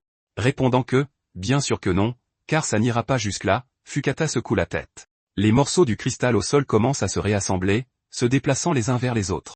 Affirmant avec confiance que son serviteur sera plus que suffisant, il rengaine son épée. Le lendemain matin, Shiobana s'approche du lieu du duel. Avec un sourire, il dit, très bien. Allons-y. Shiobana avance d'un pas décidé, se dirigeant vers le duel magique. Défini comme un combat formel sanctionné entre étudiants, le duel magique est basé sur l'utilisation de la magie au sein d'une institution de formation de mages. En fonction de l'issue de ces duels, les étudiants sont classés et se voient accorder des privilèges au sein de l'académie. Cette hiérarchie détermine le statut social et les opportunités de chaque étudiant, façonnant ainsi l'environnement scolaire. Dans la salle d'attente de l'arène, Lily finit d'expliquer les détails à Shiobana. Elle le questionne, soulignant que c'est une connaissance de base pour tout étudiant de l'académie. Azuma la remercie, expliquant que c'est la première fois qu'il en entend parler. Ruri fronce les sourcils, lui demandant si sa confusion mémorielle continue de le perturber. Serrant fermement sa jupe, elle tente de cacher son inquiétude. Serrant les poings avec détermination, Lily décide qu'elle doit le soutenir correctement. Réalisant qu'elle a fini dans sa loge pendant son explication, elle rougit. S'imaginant qu'elle reçoit une sorte de traitement de faveur, Ruri s'emballe. L'appelant par son nom, Azuma tire sur l'une de ses tresses pour la ramener à la réalité. Lui montrant deux cravates, il lui demande laquelle, selon elle, lui va le mieux. Après qu'elle en ait désigné une, il convient que cela semble être le meilleur choix. La remerciant avec un sourire, Azuma met la cravate choisie et ajuste le nœud. Lily se couvre le visage avec la main, se lamentant que sa tendance à fantasmer puisse être une maladie. Azuma reste concentré, demandant si son temps d'utilisation pour la salle d'analyse magique augmentera si son rang s'élève. Surprise que ce soit ce qui l'inquiète, Lily confirme que, oui, bien sûr, il augmentera. Augmentation. Avec un air calme, Azuma prend une profonde inspiration et répond que c'était sa principale préoccupation. Soupirant, elle admet qu'elle n'arrive vraiment pas à le comprendre. Azuma ajuste son col, expliquant que Fukata le qualifie de présence néfaste qui perturbe la paix des étudiants et se livre à un comportement inapproprié. Lily se gratte le menton, confirmant que c'est l'histoire que le camp de Fukada propage. Elle sort son téléphone et le lui tend, lui demandant s'il a vu le journal de l'académie. Le journal annonce le duel entre Fukada et Azuma, le sang attribue, le présentant comme une punition. Le silence s'installe. Il réagit avec dédain, remarquant qu'il n'y a rien à faire. Choqué par son calme, les yeux de Lily s'écarquillent. Elle énumère ses titres, expliquant que Fukada Sanpei est un maître de l'escrime magique japonaise, l'héritier des mines de métaux rares, et qu'il fait des dons de milliards à l'académie. C'est pourquoi personne à l'académie n'ose le défier, conclut Lily. Désespérée, Lily ferme les yeux, concluant que l'opinion publique sera manipulée pour faire croire que la justice est de son côté. Après avoir tout écouté, Azuma dit simplement qu'il comprend. Se retournant, il l'interpelle, l'élissant, et sa cravate maintenant ajustée, il lui demande ce qu'elle pense de son apparence. C'est parfait, répond Lily en se redressant. La remerciant avec un sourire, Azuma ajuste le poignet de sa chemise. Il se retourne pour partir, annonçant qu'il s'en va au duel. Lily est stupéfaite, réalisant qu'il n'a pas écouté un mot de ce qu'elle a dit.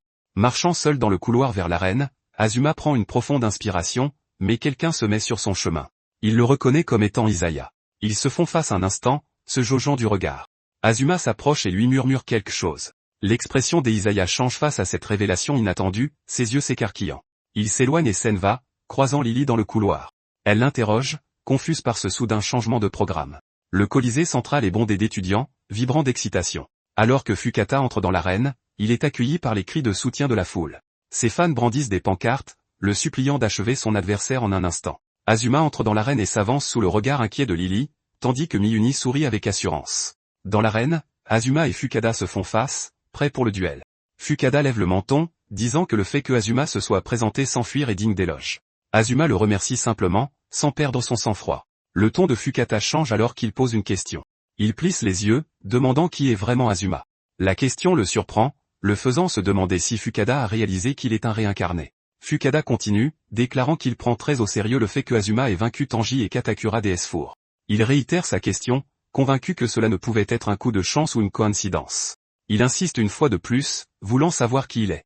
Émanant une puissante pression, Fukata fait reculer la foule, mais Azuma reste calme et imperturbable. « Je suis Azuma. Ni plus, ni moins, répond-il, la voix ferme. Surpris qu'il ne soit même pas ébranlé par son aura de combat, Fukata esquisse un sourire narquois. « Peu importe qui tu es, dit-il en relâchant son bras. Il prend sa position, déclarant qu'il ne le sous-estimera pas et qu'il l'affrontera avec une totale détermination. « Je vais écraser cette vermine de toutes mes forces, déclare Fukada en pointant son épée. C'est exactement ce que j'espérais. Je ne me retiendrai pas non plus, répond Shiobana en plantant ses pieds au sol. Se préparant au début du combat, les deux s'observent, puis le duel commence enfin. Positionnés dans l'arène de duel, Shiobana, Azuma et Fukada Sakani se font face, mesurant la distance qui les sépare. Levant la main, le professeur Georgiste s'apprête à lancer le duel magique, mais Fukada l'interrompt d'un geste, lui demandant d'attendre. Observant après l'interruption, Azuma attend. Déclarant son intention de l'écraser de toutes ses forces, Fukada déclare qu'il est aussi prêt à lui offrir sa pitié par fierté pour sa noble famille. Il propose à Azuma de perdre par forfait s'il lui remet une lettre d'abandon sur le champ, en tendant la main. Il prétend que cela éviterait à son adversaire d'être blessé et s'excuse auprès des étudiants venus assister. Fukada lève le menton, demandant ce qu'il a à dire. Se tournant vers l'arbitre, Azuma demande de combien de places son classement augmentera s'il remporte le match. Le professeur expose les faits, expliquant que Fukada est le président de la fédération et de rang S, tandis que Shiobana est de rang F et 12e centième. Il conclut que si Shiobana venait à gagner, son rang d'étudiant passerait à A, puis observe sa réaction. Répondant qu'il comprend, Azuma accepte l'information. S'adressant à Fukada, il dit qu'il serait prêt à perdre par forfait si Fukada élève son rang à S immédiatement. Il ajoute que de cette façon, Fukada éviterait d'être blessé et s'excuse également auprès des étudiants rassemblés. L'œil de Fukada a un tic en réponse alors qu'il serre les dents. Réagissant avec stupeur à cette audace, la foule d'étudiants s'agite. Commentant à ses amis qu'elle n'arrive pas à croire qu'il ait vraiment dit ça, Lily en fait presque tomber son téléphone. Fukada perd son sang-froid, criant que cela faisait longtemps qu'il n'avait pas vu un imbécile aussi inconscient de sa propre place. Il crache ses mots, jurant qu'il ne lui pardonnera pas même s'il pleure et le supplie, et qu'il le réduira en bouillie. Mais Azuma, imperturbable, l'invite simplement à commencer. Se tournant vers le professeur Georgiste, Fukada lui met la pression pour qu'il commence. Avec le signal, le duel commence enfin. Sachant que son adversaire est la réincarnation de Seiwan et que se retenir risquerait une défaite, Azuma ouvre ses réceptacles. Par conséquent, il décide d'utiliser la magie ancienne à pleine puissance dès le début. Manipulant l'énergie pour le sort, ses mains tracent des chemins invisibles. Un cercle magique complexe se matérialise autour de lui. Les étudiants dans le public le regardent, choqués, les yeux écarquillés. Ils n'ont jamais vu ce genre de magie, qui n'est pas répertoriée dans la bibliothèque moderne. Une sphère de pouvoir se forme dans la main d'Azuma, rayonnant de lumière, et il lance l'attaque dévastatrice. Réagissant rapidement, Fukada érige un mur de terre pour se défendre. Le sort entre en collision avec la barrière, brisant la structure. Remarquant que son adversaire a activé une magie d'interception automatique, Azuma observe le sable se répandre dans l'arène. Le comparant au rusé roi Seiwan, Fukada plisse les yeux. Il commente que, comme le disait le rapport, son adversaire utilise une magie inconnue, mais déclare que cela ne fonctionnera pas sur lui. Dégainant une arme, Fukada déclare qu'il mettra fin à tout cela d'un seul coup. L'action soudaine capte son attention, et Azuma ajuste sa concentration. L'arme se révèle être une lame physique qui fonctionne également comme un bâton magique. En l'analysant, Azuma note qu'il a combiné son aura de combat avec une barrière de terre, créant un espace absolu impénétrable. Au sein de cette défense, toute attaque sera automatiquement interceptée et contrée par une frappe rapide. Se préparant pour son prochain mouvement, Azuma contrôle sa respiration. Trouvant la technique intéressante, il décide que ce sera lui qui brisera l'espace absolu de C1. Le qualifiant de mutation irrégulière, Fukada affirme qu'il est une nuisance qui perturbe l'harmonie de la prestigieuse académie. Déclarant qu'il rejette son existence même, Fukada fait un pas en avant. Il lève sa lame, proclamant que l'accumulation quotidienne d'entraînement, de discipline et de forge spirituelle est ce qui donne naissance à la force d'un épéiste magique.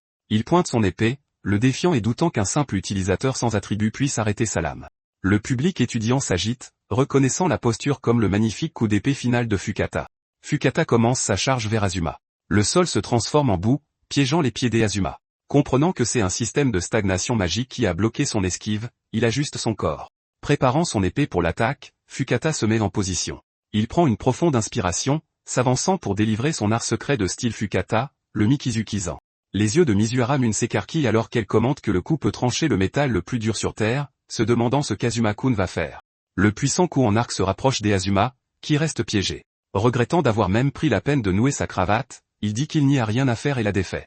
Il lance sa magie ancienne de durcissement, magie métallise, sur la cravate, modelant le tissu. Se transformant en lame, la cravate est utilisée pour la défense. D'un mouvement ascendant, il bloque le coup avec la lame nouvellement créée. Réagissant avec incrédulité au blocage, Fukada reste momentanément sans voix. La foule s'agite sur ses sièges, choquée et incapable de croire qu'il a arrêté le coup d'épée avec sa cravate en utilisant une autre magie qui n'existe pas dans la bibliothèque. Le choc entre les deux lames se disperse dans l'air. Activant la magie ancienne de disparition, le voile de particules, Azuma dissout le sol qui le retenait. Il s'évanouit sous les yeux de son adversaire, disparaissant comme de la poussière. Surpris, Fukada se retourne, essayant de localiser sa présence et se demandant comment il a pu disparaître. Mais apparaissant juste derrière lui, Azuma annonce qu'il est temps de contre-attaquer. Se préparant pour la contre-attaque, Azuma ajuste sa posture. Surpris, Fukada se retourne, se demandant comment il a pu disparaître et perdant une précieuse seconde. Ses yeux s'écarquillent en réaction à la disparition soudaine. Se reprenant, il adopte une posture défensive et déclare que la prochaine fois que Azuma apparaîtra, ce sera sa fin. Se protégeant dans son espace absolu, il ancre fermement ses pieds au sol. Considérant sa barrière invincible, Fukata ne laisse aucune ouverture. Apparaissant derrière lui, Azuma attaque directement, mais sa lame est bloquée par une main faite de pierre. Criant qu'il le tient, Fukata lance une attaque surprise de derrière l'un des piliers de pierre, l'éclair d'épée du troisième style. Au lieu de se défendre, Azuma part sa propre lame avec sa main. Tournant rapidement, il la lance vers Fukata, le traitant d'imprude pour avoir jeté son épée. Fukata considère cela comme une simple tentative de suicide. Azuma accélère, courant entre les mains de pierre qui essaient de l'arrêter. Il se faufile, esquivant et détruisant les attaques de rochers qui s'élèvent du sol. La cravate qu'il avait lancée se transforme en pieu, surprenant Fukada. Leurs épées s'entrechoquent, se testant mutuellement à l'impact. Fukada recule sous le coup, glissant sur le sol. Récupérant et brandissant son épée d'origine, Azuma annonce que c'est la deuxième. Dans le public, Lily pointe la cravate, choquée. Brandissant maintenant deux épées, la seconde étant une autre cravate transformée, Azuma demande à son adversaire laquelle il préfère. Admettant qu'il avait l'intention de décider du match avec ce seul coup, il loue à quel point Seiwan est incroyable. Fukada prend une profonde inspiration, répondant qu'il est le premier à s'être autant approché de son domaine. Par conséquent, il révélera sa technique d'épée secrète pour la première fois et dit à Azuma de se sentir honoré. Le fixant du regard, Azuma attend le prochain mouvement. Annonçant sa technique d'épée magique, la pleine lune nébuleuse, Fukata avance. Il porte le premier coup, surprenant Azuma. Il continue l'attaque avec sa deuxième épée magique, la nouvelle lune nébuleuse, enchaînant le coup. Expliquant que c'est une technique secrète qu'il ne peut absolument pas esquiver, Mizuhara Miyun s'agrippe à son siège. Le coup frappe Azuma de plein fouet, le repoussant. Fukata active immédiatement un autre sort sur son épée, la bombe de pluie Mook, accélérant l'exécution. Une énorme explosion engloutit tout le corps d'Azuma, envahissant l'arène. L'impact le projette en arrière, et son épée tombe de sa main. Depuis les gradins, Lily crie le nom de Shiobana-kun. Le public retient son souffle, regardant avec choc alors qu'il gît immobile sur le sol de l'arène. Observant son adversaire tomber, Fukada se demande s'il a mis trop de puissance dans le coup et a fini par le tuer. Il se tourne vers l'arbitre, répétant froidement la question. L'arbitre se précipite pour vérifier l'état d'Azuma. Fukada soupire, déclarant qu'il acceptera humblement la punition si la mort était un accident. Alors qu'il s'approche du corps, le professeur Georgiste tressaille et recule instinctivement. Surpris par sa réaction, Fukada est déconcerté un instant. Se relevant du sol, Azuma émerge, enveloppé de puissance. Il fait face à son adversaire avec son uniforme déchiré à la poitrine, retrouvant son équilibre. Incapable de le croire, Fukada affirme que sa technique secrète aurait dû être un coup fatal. Admettant qu'il s'était complètement trompé, Azuma baisse le menton. Il continue, disant qu'il pensait donner son maximum, mais qu'il avait inconsciemment méprisé son adversaire, laissant le public sous le choc. Les yeux de Mizuhara Miyuni s'écarquillent tandis qu'elle regarde, se souvenant que son adversaire est la réincarnation de Shion de la Terre. Lily retient son souffle, observant la scène avec une expression d'appréhension. Se préparant, Azuma annonce que maintenant, le vrai combat va commencer. J16, criant qu'il est impossible qu'il ait encaissé sa technique secrète sans dommage, Fukata perd le contrôle. Prenant sa posture, Azuma montre qu'il est prêt à se battre. Déclarant que le vrai combat va commencer, il prend une profonde inspiration. Adoptant sa posture de combat, Fukata décide d'attaquer une fois de plus. Il avance, déterminé à le vaincre avec sa technique d'épée secrète. Azuma calcule, sachant que l'adaptabilité au mana de son corps est excellente, mais qu'il a du mal avec la force physique. Considérant les dégâts importants qu'il a subis plus tôt, il comprend qu'il doit trouver une conclusion rapide au combat. Il ferme les yeux, se remémorant les études de magie ancienne sur le corps de mana, ce qui est maintenant connu comme le circuit magique. Il condense rapidement le mana en lui, le comprimant à sa limite et forçant son corps à réagir. Le mana circule rapidement à travers son corps, améliorant temporairement ses capacités physiques. Fukata est intimidé en voyant l'énergie l'envelopper complètement. Azuma lève le menton, déclarant que même si c'est la première fois qu'il essaie, il a réussi facilement. Il conclut qu'un vrai combat contre un ennemi puissant est l'environnement parfait pour mener simultanément des constructions théoriques et des expérimentations. Il pointe ses pieds vers l'avant. Faisant un pas pour commencer, il plonge dans l'action. Croyant avoir trouvé une ouverture pour attaquer, Fukata réagit. L'observant en silence, Azuma attend le bon moment. S'avançant et criant que c'est le coup de grâce, Fukata libère toute sa puissance. Il perd son souffle en portant son attaque à l'épée. Se concentrant sur ses mouvements, Azuma lit chaque détail. Se déplaçant en un instant et réapparaissant juste derrière son adversaire, il déjoue la lecture de l'attaque par Fukata. Surpris par la vitesse et se demandant comment un humain peut bouger si vite, Fukata tourne la tête. Déclarant que cet endroit est fatal, il ordonne à son familier d'avancer. Une main de pierre émerge du sol pour tenter de saisir Azuma, mais elle est rapidement détruite par un coup de pied qui la brise en morceaux. En se retournant, Azuma est surpris par quelque chose. Déclarant qu'avec ça, il ne pourra plus bouger librement, Fukada plisse les yeux. Et émergeant pour piéger sa jambe, une autre main de pierre l'attrape. Se libérant et brisant la main qui le tenait, Azuma détruit le lien. Le familier de pierre se révèle entièrement comme un golem géant, imposant sa présence. Levant les yeux pour faire face à l'imposante créature, Azuma évalue sa taille. L'écrasant contre le sol, il résout le problème d'un seul coup brutal. Réagissant avec stupeur à l'impact dévastateur, le public se tait. Il gèle toute l'arène avec un cercle magique, transformant tout en glace.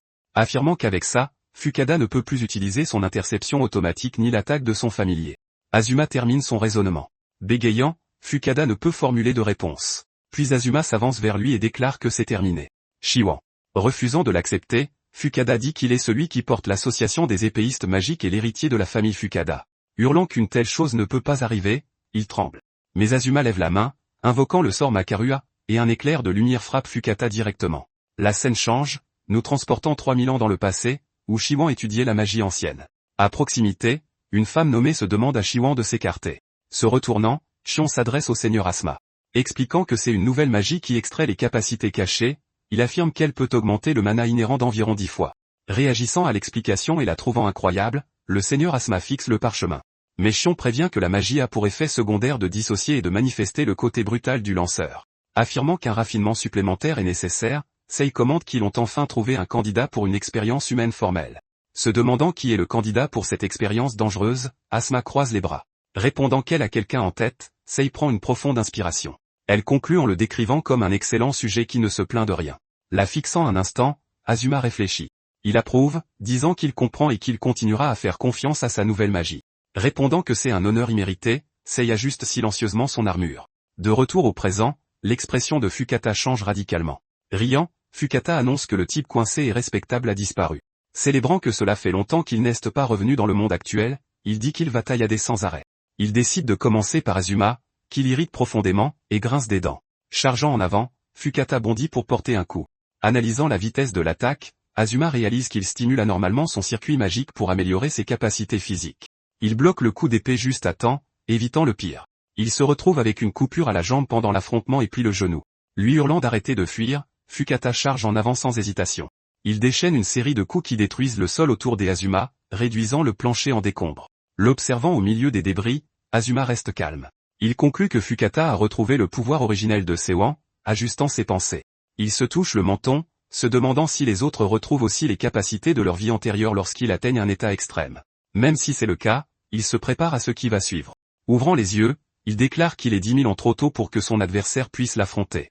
Allez, viens te battre. Quel est ton problème? Fukada crache les mots. Sautant dans les airs, Fukada prépare un coup final au-dessus de son adversaire.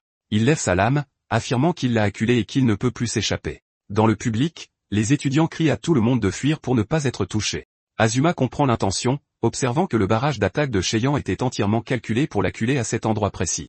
Réalisant que même dans sa rage, la nature calculatrice de son ennemi reste intacte, Fukata empoigne la garde de son épée. Se préparant à utiliser sa technique secrète finale, il aiguise son regard, et il déchaîne un barrage massif de coups tranchants arqués. Azuma suit le mouvement, identifiant la technique comme une volée simultanée de dizaines de frappes nébuleuses en forme de nouvelle lune, sachant que s'il encaisse l'attaque, même lui ne peut prédire ce qui arrivera. Il retient son souffle. Mais il se souvient qu'il aurait dû l'avertir plus tôt, et il dit qu'il est 10 000 ans trop tôt pour que son adversaire puisse l'affronter. Il matérialise plusieurs cercles magiques pour intercepter la technique secrète de Chuan, neutralisant l'avancée. Pour les étudiants dans les gradins, tout se passe en un clin d'œil, leur vision se déformant. Et profitant de cette fraction de seconde, il se positionne alors que la parade nocturne des 100 démons approche. Azuma construit instantanément un cercle magique, le plaçant juste devant le barrage d'attaque de Fukata. Les frappes entrent en collision avec la barrière magique nouvellement créée, explosant en lumière et en éclats. En s'étendant, le cercle magique forme une lentille tridimensionnelle géante. Alors que la première attaque de Shion touche la surface de la lentille positionnée par Azuma, elle se déforme. Mais la lentille n'était pas seulement la magie d'analyse ancienne, analysée. En y ajoutant un nouvel arrangement, Azuma a redéfini son objectif. Au lieu d'analyser automatiquement la cible, elle lui transmettait directement les informations brutes exposées. Effectuant une analyse à haute vitesse en utilisant la fonction de calcul de son cerveau, il traite tout à une vitesse de transfert proche de celle de la lumière. Peu importe la vitesse des éclairs de l'épée, il ne pouvait pas dépasser la vitesse de la lumière. Soumis à l'analyse et au calcul dans le cerveau des Azuma, le vaste amas d'informations magiques non traitées se réorganise, et le temps qu'il a mis pour terminer tout le traitement n'a été que de 0,1 seconde. Il attend simplement au milieu du bombardement d'attaque, sans même scier. Réduis-toi en 1 million de morceaux, hurle Fukata en perdant le contrôle. Poursuivant son assaut furieux dans l'espace magique, il fend l'air. Tendant une main vers son adversaire, Azuma change de rythme. Il concentre une sphère de pouvoir dans sa main, stabilisant le sort. Réagissant avec surprise à son action, Fukada hésite. Fermant sa main et dispersant l'énergie, Azuma déjoue les attentes. Il s'élance vers l'avant dans un mouvement rapide, attaquant son adversaire. Titubant sous l'impact du coup, Fukada glisse sur le sol gelé, ce qui révèle que le coup final de la technique est le propre coup descendant de Shewan. Azuma pointe sa lame. Se relevant et se demandant ce qu'il est, Fukada perd son souffle. Le traitant de salaud et chargeant pour attaquer, il ignore sa peur. Mais Azuma arrête la lame avec seulement 2 doigts. Le fixant en état de choc complet, Fukada ne comprend pas. Brisant la pointe de son épée, Azuma anéantit le symbole de sa force et, assénant un coup de poing direct au visage de Fukada, il met fin au combat. Tombant vaincu au sol près de la pointe brisée de son épée, Fukada peine à respirer. Projetant une ombre menaçante sur lui, Azuma l'avertit que s'il ne se rend pas docilement, il le poignardera. Paniquant et réalisant qu'il est sur le point d'être tué, Fukada tremble. Avec son épée brisée au sol, il se rend finalement. La foule est en délire, célébrant la victoire. Azuma demande à Fukada s'il a appris où est sa place. Gisant, brisé sur le sol de l'arène, Fukada voit son épée ne plus répondre. Vaincu, il se rend finalement. Célébrant la victoire, la foule exulte alors que Azuma se tient au-dessus de son adversaire déchu. Demandant à Fukada s'il a appris où est sa place, Azuma garde les yeux rivés sur lui. Toujours au sol, Fukada demande à poser une question, et Azuma l'autorise à continuer. Se demandant comment il a été possible de prédire le grand nombre de trajectoires de la parade nocturne des 100 démons, il halète. Affirmant qu'il est impossible pour un cerveau humain de réaliser un tel exploit, Fukada plisse les yeux. Demandant s'il connaît l'ordinateur quantique de l'académie, Azuma change de ton. Expliquant qu'il a appliqué le principe du calculateur à son propre cerveau boosté au mana et a réussi à le reproduire, il croise les bras. Réagissant avec incrédulité et répétant qu'il a reproduit les calculs d'un ordinateur quantique dans son cerveau, Fukada essaie de comprendre. Confirmant cela, Azuma commente que le concept de la science est très utile et compatible avec sa magie ancienne.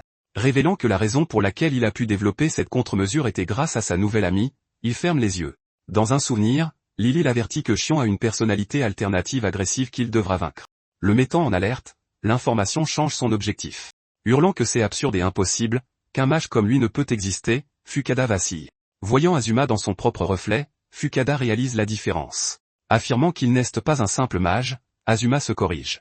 Déclarant qu'il est un grand mage, il conclut. Célébrant euphoriquement l'issue du combat, la foule d'étudiants fait trembler le Colisée. Célébrant la victoire, Lily crie, tandis que Tennoji Kiryu a l'air agacé et que Mizuhara Miyun observe d'un air songeur. Continuant d'observer au milieu des célébrations de la foule, Mizuhara reste silencieux.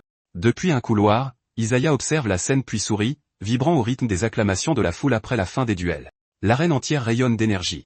Se propageant rapidement, la nouvelle raconte comment le garçon sans attribut a vaincu le président de la fédération des clubs dans un duel magique à l'issue choquante. Une annonce parcourt le campus, informant tout le monde que le rang de l'étudiant Azuma Shiobana est passé en classe A, à la 23e place. Interagissant avec l'écran pour voir les détails de son nouveau classement, il ouvre la liste. Les avantages du rang A se démarquent, incluant un meilleur score de recommandation, le droit de se présenter à l'élection du conseil et la personnalisation du cursus. Souriant en voyant l'autorisation étendue d'utiliser la salle d'analyse magique, Azuma déclare que son objectif est atteint. Grâce à cela, il n'aura plus besoin de demander l'utilisation de la salle chaque jour et pourra s'assurer du temps de calcul sur l'ordinateur quantique. Affirmant que le cadre théorique de la magie hybride est déjà complet, il note qu'il lui suffit de concevoir le cercle magique pour garantir sa reproductibilité. Pour trouver ce modèle de conception idéal, il utilisera la fonction de calcul de l'ordinateur quantique et a hâte de voir ce qu'il créera. Un nouveau jour se lève dans une maison de banlieue tranquille alors que le monde s'éveille lentement. Dans sa chambre, Azuma est assis sur le lit en sirotant une tasse de thé. Regardant son téléphone, il constate qu'après une semaine de réincarnation, sa compréhension de la société moderne s'est approfondie. Décidant de combiner l'histoire qu'il a apprise à l'académie avec ses propres connaissances, il laisse tomber un morceau de sucre dans sa boisson. Il se souvient que dans l'histoire de cette terre, une discontinuité culturelle s'est produite au cours des 3000 dernières années et ses yeux se plissent. Cela signifie que certaines choses ont été transmises des temps anciens aux temps modernes, mais d'autres non. Cette conclusion le fait réfléchir. Provoquée par la grande calamité, cette rupture a entraîné le déclin de la magie et l'essor de la science. À cause de cela, le lien structurel avec la civilisation magique d'il y a 3000 ans est maintenant très faible. N'étant plus qu'une pratique minoritaire, la magie ancienne à peine transmise a fini par être traitée comme de l'occultisme. Remettant la magie ancienne sur le devant de la scène, la science l'a transformée en magie moderne que n'importe qui peut utiliser. Concluant que le grand royaume de Gaïa, qu'il avait emprisonné, a péri il y a longtemps, il prend une profonde inspiration. Réalisant qu'il vit ici en tant qu'être réincarné, tout comme Kuryo, Isaya et Shion, il se dit que Miyun doit aussi être à l'académie. Ailleurs, Miyun de Léo se tient entouré d'eau. Continuant de réfléchir à la situation dans sa chambre, Azuma pince les lèvres. Considérant que les 4 connus sous le nom de S4 ne sont pas ses seuls adversaires, il a l'intuition que cet homme pourrait aussi être à l'ère moderne. Apparaissant au-dessus du bureau, une alerte holographique fend l'air. Se tournant vers l'écran et reconnaissant l'alarme de son emploi du temps, il scène approche. Lisant que la date limite pour le rapport sur le brûleur d'encens magique approche, il déclare pouvoir écrire sur sa propre invention immédiatement. S'asseyant au bureau devant un carnet, Azuma prépare son stylo. En ouvrant le carnet, il ne peut pas lire le contenu griffonné et décide d'utiliser la magie pour effacer uniquement l'encre de la surface. Se détachant du papier, l'encre sombre commence à disparaître. Regardant le texte désormais lisible, il respire lentement. Sur la page est révélée une liste de choses que Azuma voulait faire dans la vie. Après avoir lu la première partie, il trouve la liste du jeune homme intéressante. En continuant de lire, les vœux parlent de se faire des amis, de retrouver sa famille perdue et de devenir un héros qui protège tout le monde. Réalisant cela, il comprend que le souhait du précédent propriétaire du corps n'était pas la vengeance. Le concept de famille est évoqué, et il songe que c'était quelque chose qu'il n'aimait pas. Décidant qu'il réalisera les vœux du jeune homme, il quitte la pièce. Le lendemain, il traverse la cour du lycée d'éducation magique de Ritsudu. S'approchant, Isaya engage la conversation. Déclarant que la vraie vie à l'académie commence maintenant, Azuma poursuit sa marche. Dans le couloir, un groupe d'étudiants chuchote que l'autrefois invisible Azuma Shiobana est soudainement devenu une immense célébrité. Avec de l'excitation dans la voix, ils affirment que Azuma n'a pas seulement battu le président de la fédération des clubs, mais aussi Isaya DS4, la personne même avec qui il marche maintenant. Des rumeurs circulent selon lesquelles il aurait vaincu Tennoji d'une simple pichenette sur le front, bien qu'un étudiant exprime des doutes, rappelant aux autres que Azuma n'a même pas d'attribut. Alors qu'il avance dans le couloir, le duo laisse le reste des étudiants derrière eux, se demandant qui il est vraiment. Maintenant à distance, Azuma interroge Isaya sur leur conversation précédente, et Isaya confirme que la demande a déjà été envoyée. Expliquant les détails, Isaya mentionne qu'il quitte les S4 pour former une nouvelle faction et qu'il devrait bientôt avoir une salle de club. Azuma le félicite rapidement tout en marchant à ses côtés. Soudain, deux filles accourent vers eux, leur criant d'attendre un instant. Se tournant vers les étudiantes, les deux hommes ralentissent. S'adressant directement à lui en tant que Azuma Shiobana, élève de deuxième année de la classe A, les filles l'interpellent. Rapportant ses découvertes, une fille note qu'il n'est pas un nouvel élève, mais quelqu'un qui a toujours été à l'école avant de devenir soudainement une star. Elle poursuit en disant que ses compétences sont de classe spéciale, et qu'il a éliminé les membres des S4 les uns après les autres. Déclarant son intention d'interviewer l'homme mystérieux, la journaliste prend une pause sérieuse. Passant juste à côté d'elle sans s'arrêter, Azuma et Isaya ignorent l'interruption. Restées plantées là, les filles du club de journalisme sont stupéfaites de se faire ignorer si facilement. Frustrée par la situation, la journaliste du club se mord la lèvre. Se tournant vers sa collègue avec un regard de pure détermination, elle décide de les poursuivre dans le couloir. À la porte de la classe 2A, Azuma dit au revoir à Isaya, qui promet d'apporter les résultats plus tard. Franchissant la porte, Azuma entre dans la salle de classe. Marchant entre les bureaux, il sent le poids du regard de chaque élève sur lui. Il s'assoit à côté de Lily, laissant les murmures derrière lui. Les journalistes apparaissent soudainement à ses côtés, déclarant qu'elles attendaient pour l'interviewer. Il refuse catégoriquement, en gardant un ton neutre. La fille croise les bras, insistant sur le fait qu'elle ne partira pas tant qu'il n'aura pas accepté. Désignant Lily du doigt, Azuma la présente comme sa secrétaire en charge de son emploi du temps. Affirmant qu'elle est son contact de confiance et qu'elle doit obtenir sa permission, il conclut en disant que cela ne pourra se faire qu'après les cours. La journaliste accepte et dit à Lily qu'elle la verra plus tard. Se penchant près de Lily, Azuma lui chuchote qu'il lui en devra une pour ça. Alors que le professeur Georgiste commence son cours, Azuma songe que la célébrité a ses inconvénients. Il a vraiment besoin d'un endroit paisible à l'académie. Lily le regarde, pensant que Shiobana compte toujours sur elle. Perdue dans ses pensées, elle se demande s'il y a quelqu'un qu'il aime et quel genre de fille serait sa petite amie. La scène change pour une piscine où Léo est agité. Pendant le cours de natation, les étudiants sont dispersés dans les couloirs de nage. Un nageur solitaire fend Léo à une vitesse incroyable. Exécutant une culbute parfaite au bord, il se propulse avec puissance. Il jaillit en avant, son corps se déplaçant avec une force immense. Deux étudiants observent sa nage avec incrédulité. Dépassant rapidement les autres concurrents du couloir, il prend une avance considérable. Un camarade le chronomètre à 35 secondes et 5 centièmes, annonçant que c'est un nouveau record du monde pour les lycéens, établi sans utiliser de magie. Les autres étudiants acclament l'exploit alors que Azuma sort de Léo. Retirant son bonnet de bain, il prend une profonde inspiration.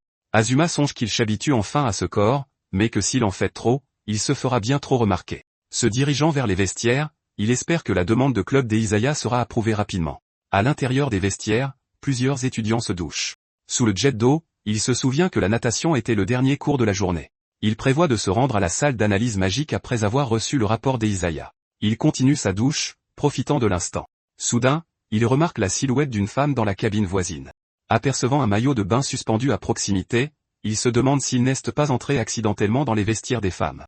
Sortant de la douche, Mizuhara Miyune apparaît devant lui. Se tournant vers lui, elle remarque que Azuma semble capable de tout. S'approchant furtivement de lui, Miyune affirme qu'il est merveilleux et que le voir nager la fait frémir d'excitation. Gardant le silence, il se contente de regarder la jeune fille. Il fixe son attention sur le pendentif qu'elle porte, restant sur ses gardes. Réduisant la distance, elle dit qu'elle veut en savoir beaucoup plus sur lui. Sentant sa présence, Azuma en conclut qu'elle n'est pas une étudiante ordinaire. Miyune s'approche de lui, disant qu'elle veut en savoir beaucoup plus sur lui. Sentant sa présence, Azuma réalise qu'elle n'est pas une étudiante ordinaire. Il l'avertit immédiatement, lui faisant remarquer que c'est le vestiaire des hommes et qu'elle s'est trompée d'endroit. Miyune répond simplement que si c'est le vestiaire des hommes, alors elle est exactement au bon endroit. Remettant en question la situation, il lui demande si elle ne devrait pas partir avant que les autres gars ne la trouvent, mais Mia observe qu'il ne reste plus personne. Elle prétend qu'apparemment, ils ne sont plus que tous les deux. En regardant autour de lui, Azuma réalise que le vestiaire est en effet vide. Se demandant quand les autres sont partis, il remarque que Léo sur le sol commence à se comporter étrangement. Nuin tourne une vanne sur un tuyau et lui demande si elle peut venir de son côté. Une barrière s'élève soudainement entre les cabines de douche. Réalisant que quelque chose ne va pas, Azuma retient sa respiration. Identifiant un cercle magique dans Léo, il se demande si c'est une attaque. Voyant Léo monter autour de ses pieds, il conclut que la situation est dangereuse. Alors que Miyune se rapproche de lui sous la douche, Azuma décide qu'il doit créer de la distance pour analyser la situation et s'éloigne d'un bond. Déterminé à sortir, il court vers la porte du vestiaire. Atteignant l'autre côté de la pièce près de la sortie, Azuma prend une grande inspiration. Il tend son corps, se préparant à traverser la pièce en courant, mais Miyune le réprimande, disant que c'est méchant de s'enfuir si soudainement. Elle est assise calmement sur l'un des bancs du vestiaire, les jambes croisées. Azuma fronce les sourcils, se demandant ce qui se passe et comment elle a réussi à le rattraper si vite. Elle lui demande alors si c'est exactement ce à quoi il pense. Fixant le silence, il essaie de comprendre la situation. Miyune apparaît soudainement derrière lui et lui demande pourquoi il ne se change pas. Faisant remarquer que son corps est très stimulant, elle recule et mentionne qu'elle va s'habiller aussi. Se demandant si elle a utilisé la magie de téléportation puisqu'il n'a senti aucune incantation, il décide d'observer pour l'instant. Ouvrant son casier pour prendre ses vêtements, Azuma reste vigilant. Alors qu'il commence à s'habiller, il décide de jouer son jeu pour découvrir son piège. Regardant Mion pendant qu'elle se change, il maintient une posture neutre. La serviette qu'elle utilisait glisse et tombe par terre. Elle lui dit alors de ne pas être si prudent, expliquant que si elle avait voulu lui faire du mal, elle aurait pu attaquer à tout moment. Écoutant attentivement, il garde les yeux fixés sur elle. Nuni serre son pendentif et dit qu'elle voulait juste qu'il sache tout d'elle avant de prendre une décision. Calmement, il lui demande ce qu'elle entend par tout savoir. Mien ferme la porte de son casier. Tous les deux sont maintenant entièrement habillés. Se tournant vers lui, elle mentionne qu'elle ne s'est pas encore présentée. Elle se présente comme Miyuna Mizuhara, le seul membre féminin des S4 et l'idole de l'académie. Debout devant elle, Azuma se contente de regarder. Miyuna est irritée par son manque de réaction et exige qu'il montre une certaine émotion. La reconnaissant, il confirme qu'elle est bien Mien de Léo. En réfléchissant à ses mouvements, il conclut que ce sera dangereux s'il ne peut pas découvrir son secret. Remarquant que la magie utilisée par Mien n'était pas de la magie ancienne, il se demande si elle l'a acquise à l'ère moderne. Voyant son expression tendue, Mien décide d'expliquer pourquoi elle voulait être seule avec lui. La regardant attentivement, il attend qu'elle continue. Elle commence à énumérer diverses créatures telles que les mantes religieuses, les lucioles, les scorpions et les requins-baleines. Écoutant toujours sans comprendre, Azuma penche la tête. Nune explique que chez beaucoup de ces espèces, la femelle dévore le mâle, un sacrifice que certains mâles acceptent même volontairement. Cependant, elle affirme qu'il n'existe aucune créature où le mâle dévore la femelle. Révélant son désir, elle dit qu'elle veut être dévorée par un mâle fort et supérieur. La déclaration prend Azuma au dépourvu. Entourée d'eau, Miyune précise qu'elle veut être dominée par un homme puissant qui peut la surpasser, un membre des S4. Se tournant vers Azuma, elle dit qu'elle sent une puissante odeur de mâle émanant de lui. Elle note qu'il est celui qui a vaincu Kiryu, Isaya et Shion. S'approchant avec un sourire, Mion rend l'atmosphère pesante. Lui faisant un clin d'œil, elle affirme que d'après ce qu'elle peut voir, il est définitivement un sadique. Confus par le terme, Azuma essaie de l'assimiler. Mion prétend alors qu'ils sont un couple parfait, car il peut être l'amant de la masochiste complète qu'elle est. Elle lui demande de lui faire sentir sa force. Une entaille rapide passe devant le visage d'Azuma. Se demandant si sa vitesse dépasse celle de Fukata, il réalise rapidement que ce n'est pas le cas. Concluant que cette attaque mystérieuse a définitivement un truc, il plisse les yeux. Mion le met au défi de ne pas la décevoir. Trouvant la situation intéressante, il décide de résoudre ce mystère. Azuma l'appelle par son nom et déclare que pour quelqu'un comme elle, le défi est encore trop tôt de 10 000 ans. Il fait face à Mewin dans le vestiaire. Les deux s'observent en silence alors que le temps passe. Près du sauna, Mewin lui sourit. Soudain, de multiples entailles apparaissent sur le corps d'Azuma. Du sang éclabousse son uniforme et le sol. Miyuni propose que s'il parvient à la vaincre, elle le laissera faire tout ce qu'il veut d'elle. Mais elle l'avertit, S'il ne réussit même pas à poser un doigt sur elle, il mourra. Le pointant du doigt avec un sourire narquois, Miyun plisse les yeux. Lui offrant une alternative, elle lui dit de se mettre à genoux. Elle prétend que briser un sadique comme lui serait un grand frisson. Regardant l'horloge sur le mur, Azuma calcule son prochain coup. Miyun le presse de choisir entre la soumission ou être découpé en morceaux. D'autres coupures apparaissent sur son corps. Du sang gicle sur le sol du vestiaire. Elle le nargue, disant qu'elle est déçue et qu'il a trop peur pour agir. Alors que le sang se répand, Shiobana Azuma se tient là, blessé, mais garde les yeux rivés sur son adversaire. Appelant Mizuhara, il prend une grande inspiration. Avec un sourire, Mizuhara Miyuni lui demande s'il supplie pour sa vie. Le niant, Azuma déclare que c'est une affirmation. Il ne sera jamais sous ses ordres. Il ajoute qu'il ne plaidera pas pour sa vie et que, pour commencer, il ne l'aime même pas. L'expression de Miyun change. Azuma lui dit que tous ses discours sur les mâles forts et la domination ne l'intéressent pas du tout. Il ajoute qu'il n'a aucun désir d'avoir une amante. Faisant un geste vers elle, il remarque qu'elle est 10 000 ans trop jeune pour le contrôler. Ils sont à des échelles complètement différentes et sa force est écrasante. Le défiant de renverser la situation, Mizuhara déclare qu'un homme qui ne peut pas l'aimer n'a aucune raison d'exister. Elle se jette sur lui. Quelque chose se brise sous l'impact de l'attaque. Manipulant Léo autour d'elle, Mizuhara forme une sphère. Elle lui demande si c'était sa magie défensive, se moquant de la facilité avec laquelle elle cesse de briser. Debout au milieu de Léo, Shiobana Azuma garde le regard perçant. Elle le traite de pathétique. Azuma est frappé de plein fouet par une nouvelle attaque. Projeté en arrière, un sourire se dessine sur son visage. Les préparatifs terminés, il affirme que tout est maintenant prêt. Miyun se demande ce qui se passe puisqu'il n'a même pas essayé de se défendre. Un cercle magique apparaît dans la main d'Azuma et s'active, projetant la lumière dans sa propre poitrine. Il n'hésite pas. Miyun lui demande s'il est devenu fou et s'il compte y mettre fin de sa propre main. Fermement, Azuma lui dit qu'elle a tort. C'est la solution idéale pour déjouer son piège. Il explique que le premier signe de problème fut son incapacité à percevoir la trajectoire de son attaque. Il avait dispersé des esprits transparents avec des cercles d'analyse dans les airs. En conséquence, il avait prédit une attaque coordonnée venant d'une autre phase. Réalisant son erreur, il note que l'attaque a suivi une trajectoire correcte et l'a touché. C'est une frappe si rapide qu'il est déjà touché au moment où il s'en rend compte. La vitesse fait paraître l'escrime de Seo en lente, mais il y avait une astuce derrière cela. Le temps semble s'écouler différemment. Il en conclut que ce n'est pas le temps qui est faussé, mais sa perception. Une magie de retardement obstrue ses sens, créant un décalage d'un centième de seconde. Il n'y a aucune trace de Miyun l'ayant lancé, ce qui signifie qu'un autre conjurateur le maintient actif. L'image d'un lanceur de sorts inconnu lui vient à l'esprit. En se souvenant de la douche, les pièces du puzzle s'assemblent. Il était déjà sous l'influence du sort à ce moment-là, et les esprits aériens ont finalement analysé le lanceur. Comprenant la situation, il soupire. Des milliers de formes de vie magiques artificielles, les familiers de Miyun, se tortillent sur son corps. Miyun avait manipulé les hauts de la douche, la mélangeant avec ses familiers. Plus il s'accroche à une cible, plus la perception de celle-ci est retardée et sa conscience ralentit. Pour Azuma, les mouvements de Miyun étaient devenus trop rapides pour être vus. Décidant que c'est le seul moyen de purifier la magie de retardement, il active le cercle. La direction dans laquelle il sera projeté sera la clé pour renverser la situation. Le cercle magique se brise. Une force brutale le propulse à travers le mur de pierre. Passant au travers, Azuma tombe dans une autre pièce. Réalisant que c'est le sauna, il lève les yeux. Son corps heurte les pierres chaudes. Le contact de Léo sur sa peau déclenche une énorme explosion de vapeur. Se retournant au milieu de la chaleur, Azuma inspire la brume brûlante. Il regarde les familiers d'eau s'évaporer de sa peau. Les créatures se dissolvent complètement dans la chaleur intense. Sa perception du temps redevient normale, annonçant qu'avec la destruction des créatures et la normalisation du temps, la contre-attaque va commencer. S'élevant à travers la vapeur, Azuma stabilise sa posture. Il déclare que la contre-attaque commence maintenant. Miyun désespère à la vue de ces créatures magiques détruites et se demande comment il a su. Réalisant qu'il a déjoué sa magie de perception retardée, elle se mord la lèvre. Cependant, elle croit qu'il n'a pas remarqué son autre piège.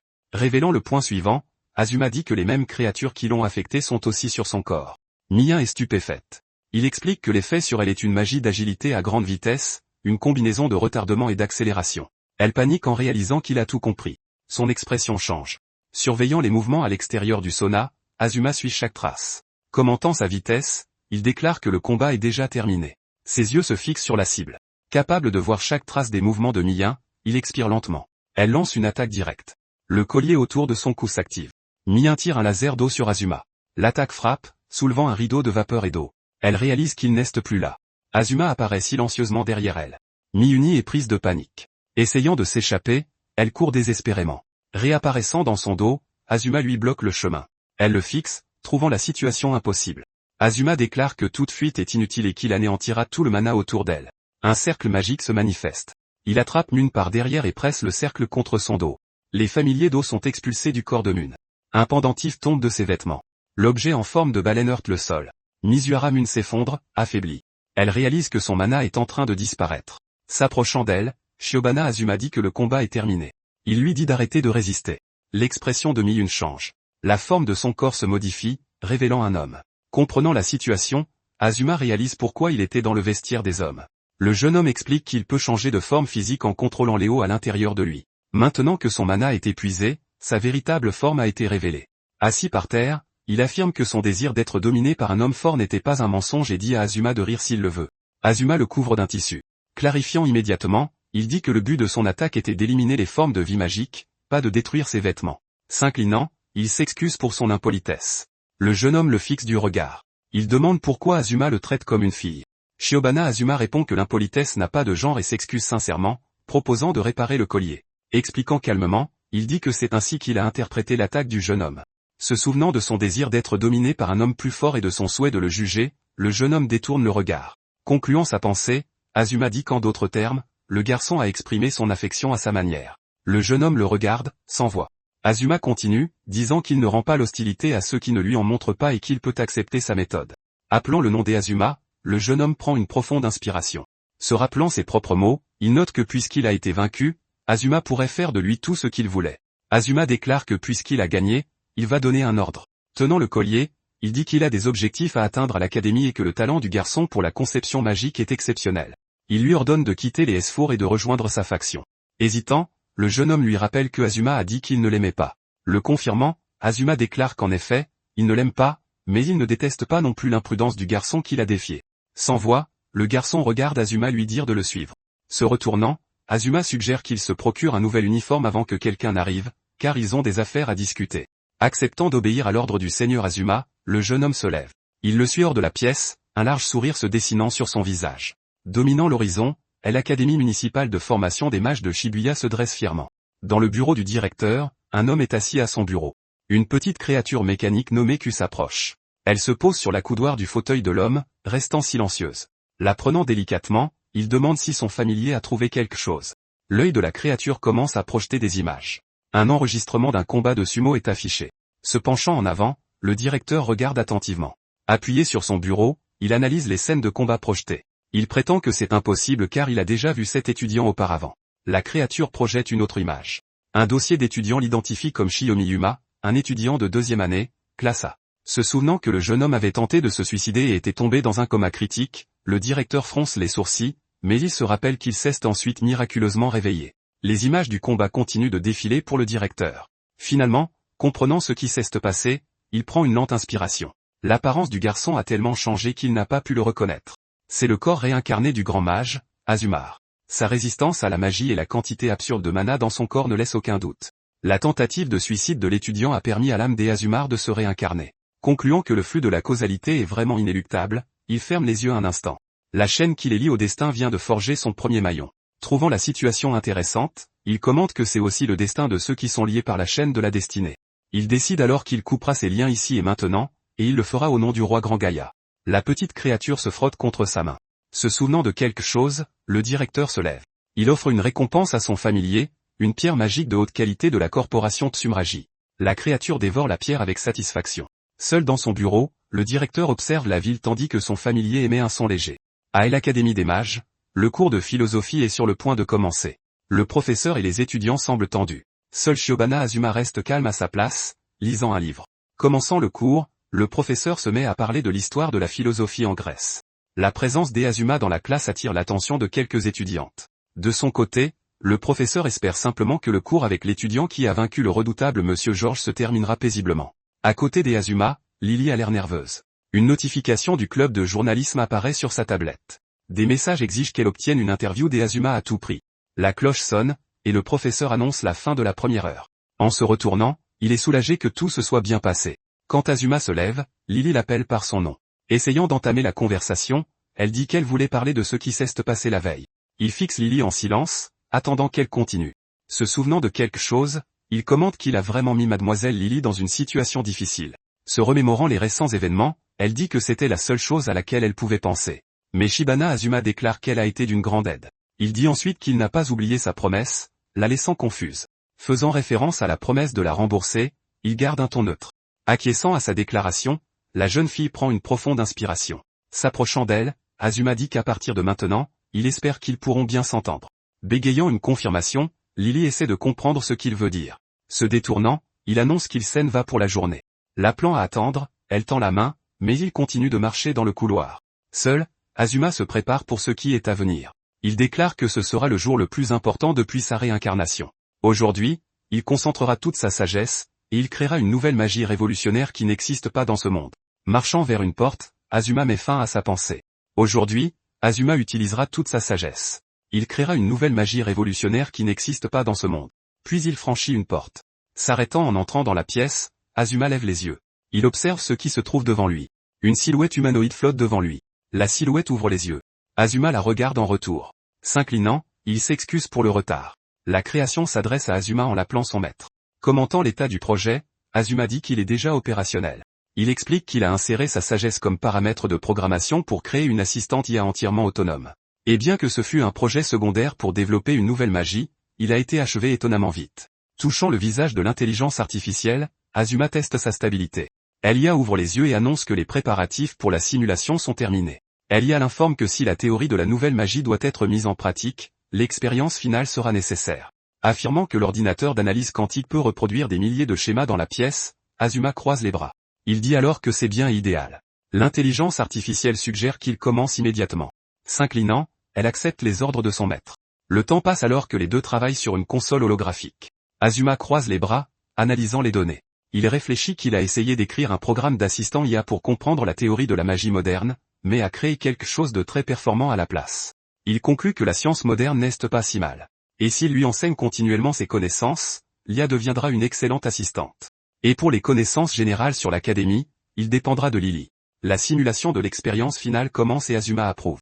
Il demande d'analyser les données de l'expérience en temps réel pendant que des projections holographiques exécutent de la magie. L'écran affiche un statut de calcul pendant qu'une des projections exécute un sort. Les deux observent les résultats tandis que les calculs se poursuivent. La barre de calcul progresse et le système projette un sandwich et un café pour Azuma. L'intelligence artificielle lui offre une tasse de café. Shiobana Azuma fixe l'IA un instant puis sourit. Le processus de calcul se poursuit pendant une longue période. Remarquant le temps qui a passé, il commente que son rang d'étudiant a étendu son autorité pour utiliser la salle. Elia l'appelle maître, et il demande ce qu'il y a. L'informant qu'il semble un peu fatigué, elle recommande 8 heures ou plus de sommeil et de repos. Croisant les bras, Azuma met en doute cette affirmation. Elia confirme, expliquant que ses signes vitaux sont instables et que le flux de mana dans son corps est légèrement perturbé. Réfléchissant au fait qu'il s'est battu continuellement, il reconnaît que l'augmentation et la diminution rapide de son mana sont des facteurs contributifs. Il conclut que ce monde après la réincarnation est très stimulant et qu'il semble s'être complètement laissé emporter. S'interrogeant sur la réincarnation, l'IA essaie de comprendre, mais Azuma dit simplement qu'il fera attention. Puis il la remercie pour l'avertissement. Réagissant avec surprise, l'IA déclare que les remerciements de quelqu'un comme lui ne sont pas mérités car elle n'est qu'un agrégat de code source. Poursuivant, elle déclare qu'elle n'est pas un être qui mérite la gratitude de son maître. En désaccord, Azuma l'assure que sa routine de pensée est humaine et que lui, en tant que créateur, peut en témoigner. Décidant que si elle est humaine, elle a besoin d'un nom, il fait une pause. Se souvenant que son GPU est de fabrication allemande, il décide d'utiliser le nom allemand pour administrateur, alors il la nomme Val. En tant que son créateur, Azuma lui demande si elle acceptera ce nom. Le remerciant, Val accepte humblement le nom qui lui a été donné. Elle regarde son maître. Azuma déclare que la richesse de ses émotions est la preuve qu'elle est humaine. Val sourit alors. Le système poursuit le processus de calcul. L'informant que le calcul sera bientôt terminé, elle rapporte que jusqu'à présent, l'expérience virtuelle se déroule sans erreur. Concluant que l'utilisation pratique de la nouvelle magie semble fonctionner, Azuma se détend. Un message d'urgence arrive, et il se demande qui peut en être l'expéditeur. L'expéditeur est le directeur de l'académie. Le message le convoque immédiatement au bureau du directeur, et Azuma s'interroge sur sa signification. Réfléchissant que sa nouvelle magie est presque terminée, il prend une profonde inspiration. Il conclut qu'il ne peut ignorer une convocation directe de celui qui gouverne toute l'académie. Ordonnant à Val de continuer la simulation telle qu'elle, Azuma reçoit sa confirmation. Et s'il y a des ressources excédentaires, il lui demande d'exécuter un code de programme pour envoyer du matériel à un étudiant nommé Isaiah en son nom. Val confirme avoir compris l'instruction. Elle l'informe que le bureau du directeur se trouve au dernier étage du bâtiment central. Se retournant, Azuma quitte la pièce. Le familier du directeur le regarde partir et commence à le suivre. La créature le suit de près dans les couloirs. Poursuivant son chemin, Azuma ne remarque pas qu'il est suivi. La scène nous ramène 3000 ans en arrière, au royaume de Grand Gaïa. L'endroit était attaqué par des créatures volantes dont les corps étaient éparpillés partout. Un soldat désespère, demandant quelle sorte de choses étaient celles dans le ciel. Son partenaire dit que ce ne sont ni des humains ni des monstres, peut-être des envahisseurs inconnus. Puis une puissante silhouette encapuchonnée apparaît devant eux, flottant dans les airs. Le soldat crie qu'ils ne peuvent pas battre en retraite afin de protéger le peuple du royaume. Une autre personne prévient qu'une attaque coordonnée arrive, demandant d'alerter le roi. Mais la jeune fille répond que c'est inutile car il était déjà trop tard pour ça. À ce moment précis, un gigantesque rayon d'énergie est tiré droit sur eux. Les deux lèvent les yeux, en proie à une panique totale, sans aucun endroit où fuir l'attaque. Mais soudain, Asmar apparaît et se place devant le coup. L'ennemi encapuchonné est surpris, ne comprenant pas ce qui vient de se passer. Asmar détruit alors la défense de l'ennemi avec un pouvoir de cristal. Il apparaît au milieu des débris, fixant les envahisseurs avec détermination. Tout en haut, les autres créatures montrent leur confusion face à ce revirement de situation. Sans perdre de temps, le héros invoque un cercle magique. Il charge en avant, brisant les barrières magiques de l'ennemi une par une. Avec un regard confiant, il prépare un sort de glace géant et très puissant. Puis, il utilise sa magie pour se défendre contre l'attaque d'un monstre. La lumière du soleil brille de nouveau alors qu'il se tient victorieux sur le champ de bataille. Les deux soldats qu'il a sauvés le regardent, complètement soulagés et impressionnés. La femme le reconnaît, l'appelant le grand archimage, Seigneur Asmar. Asmar ordonne alors aux trois de rapporter immédiatement la situation au Sénat. Mais peu après, son regard se remplit de tristesse et de profonds regrets. Il regrette de ne pas avoir pu éviter le sacrifice de tant de guerriers prometteurs. Un de ses compagnons l'appelle, et il se retourne avec une expression sombre. À ce moment-là, ses 4 subordonnés arrivent pour se joindre à la bataille à ses côtés. L'un d'eux, Curio, déplore qu'il n'ait pas pu arriver à temps dans un autre district. Isaiah, l'utilisateur du vent, essaie de leur remonter le moral, en disant qu'au moins ils ont éliminé les envahisseurs. Miuna, l'utilisatrice de Léo, se demande ce que sont ces créatures car elle ne les reconnaît pas. Shaiwan, l'utilisateur de la Terre, dit qu'ils sont apparus de nulle part, comme s'ils venaient d'un autre monde. Sur ce, Asmar ordonne à tout le monde de rester vigilant face à ces mystérieux envahisseurs. De loin, une silhouette puissante observe la scène, la trouvant impressionnante. Asmar se retourne alors brusquement, réalisant qu'un groupe de personnes approche. Ce n'est autre que le souverain du royaume, Melchior, qui le loue en tant qu'archimage. Immédiatement, Asmar et son escouade s'agenouillent devant le roi de Grand Gaïa. Le roi dit que tout va bien et leur demande de se relever. Inquiet, Asmar prévient que l'endroit est dangereux, demandant au roi de retourner au palais. Mais le souverain répond qu'il le sait, montrant qu'il ne se soucie pas du risque. Il explique qu'il devait voir toute la situation de ses propres yeux. Et grâce à Asmar, il a pu être témoin des envahisseurs, les dénommés Oméga. Asmar réfléchit que tout s'est passé selon la prophétie du roi, arrêtant les envahisseurs là. Le roi le loue à nouveau, mais la réaction d'Asmar intrigue le souverain.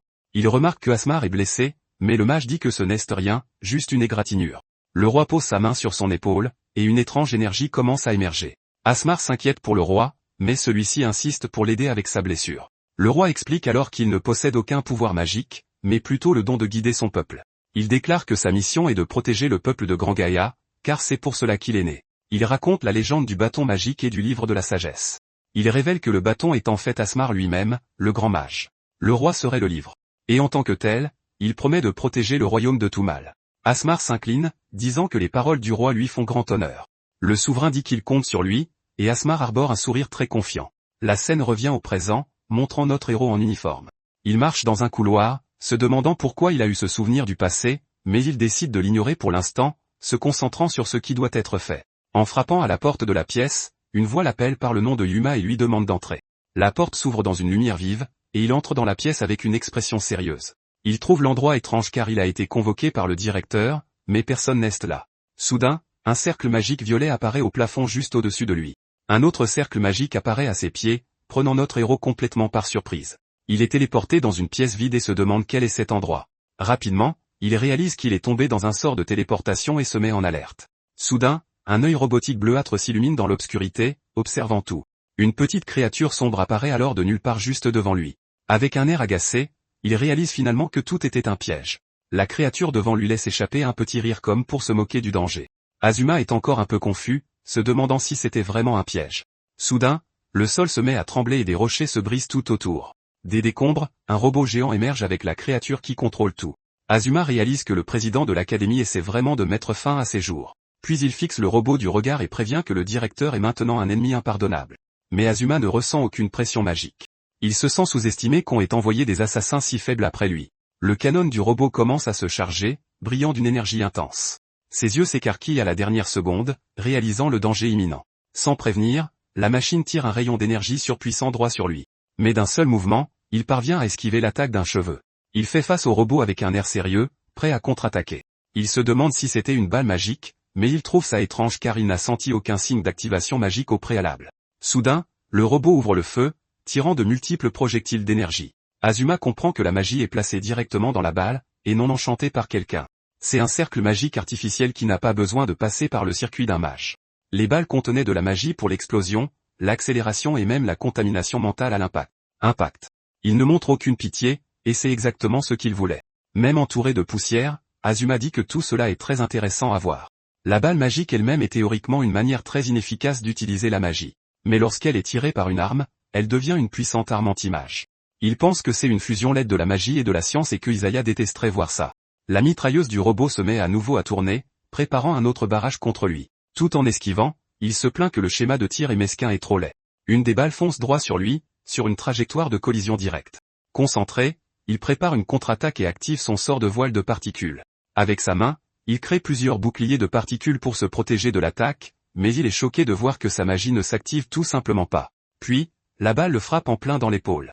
Il serre son épaule blessée avec une expression de douleur, incapable de croire ce qui s'est passé. Son regard devient sérieux alors qu'il essaie de comprendre rapidement la situation.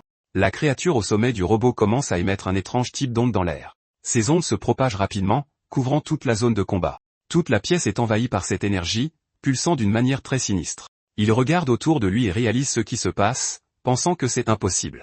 Ce robot crée un espace où l'utilisation de la magie est tout simplement interdite. Il comprend que c'est pourquoi l'assassin était une forme de vie artificielle. Après tout, les attaques qui ne dépendent pas de la magie fonctionnent parfaitement dans cet espace. Azuma admet que le directeur est un grand stratège, reconnaissant sa ruse. Mais pour interdire l'espace, il a dû prédire que Azuma utiliserait la magie d'annihilation. Azuma se demande alors si le directeur est au courant de sa vie passée. Sans avoir le temps de réfléchir, le robot attaque à nouveau avec une pluie de balles magiques.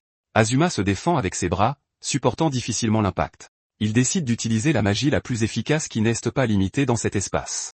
Utilisant la magie ancienne, il renforce son uniforme, mais sait que ce n'est que temporaire. Il regarde les balles ricocher, conscient que sa défense va bientôt céder. Une longue bataille est dangereuse car il n'est pas dans sa meilleure condition physique. La machine ennemie continue de tirer sans arrêt, essayant de submerger sa défense. Azuma se demande si l'ennemi a attaqué maintenant parce qu'il connaissait sa condition physique. Mais avec un sourire, il dit qu'il est encore trop tôt pour que l'ennemi l'affronte.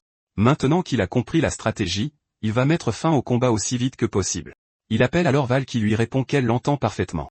La fille l'avertit que ce qu'il a demandé a été achevé à ce moment précis. Val confirme que les coordonnées du maître ont été localisées avec succès. Un objet de transfert est envoyé, et il la remercie pour le bon travail. À ce moment-là, un cube de lumière bleue apparaît, sa propre forme de vie magique artificielle. Tenant le cube, il annonce qu'il va maintenant générer un familier pour renverser la situation.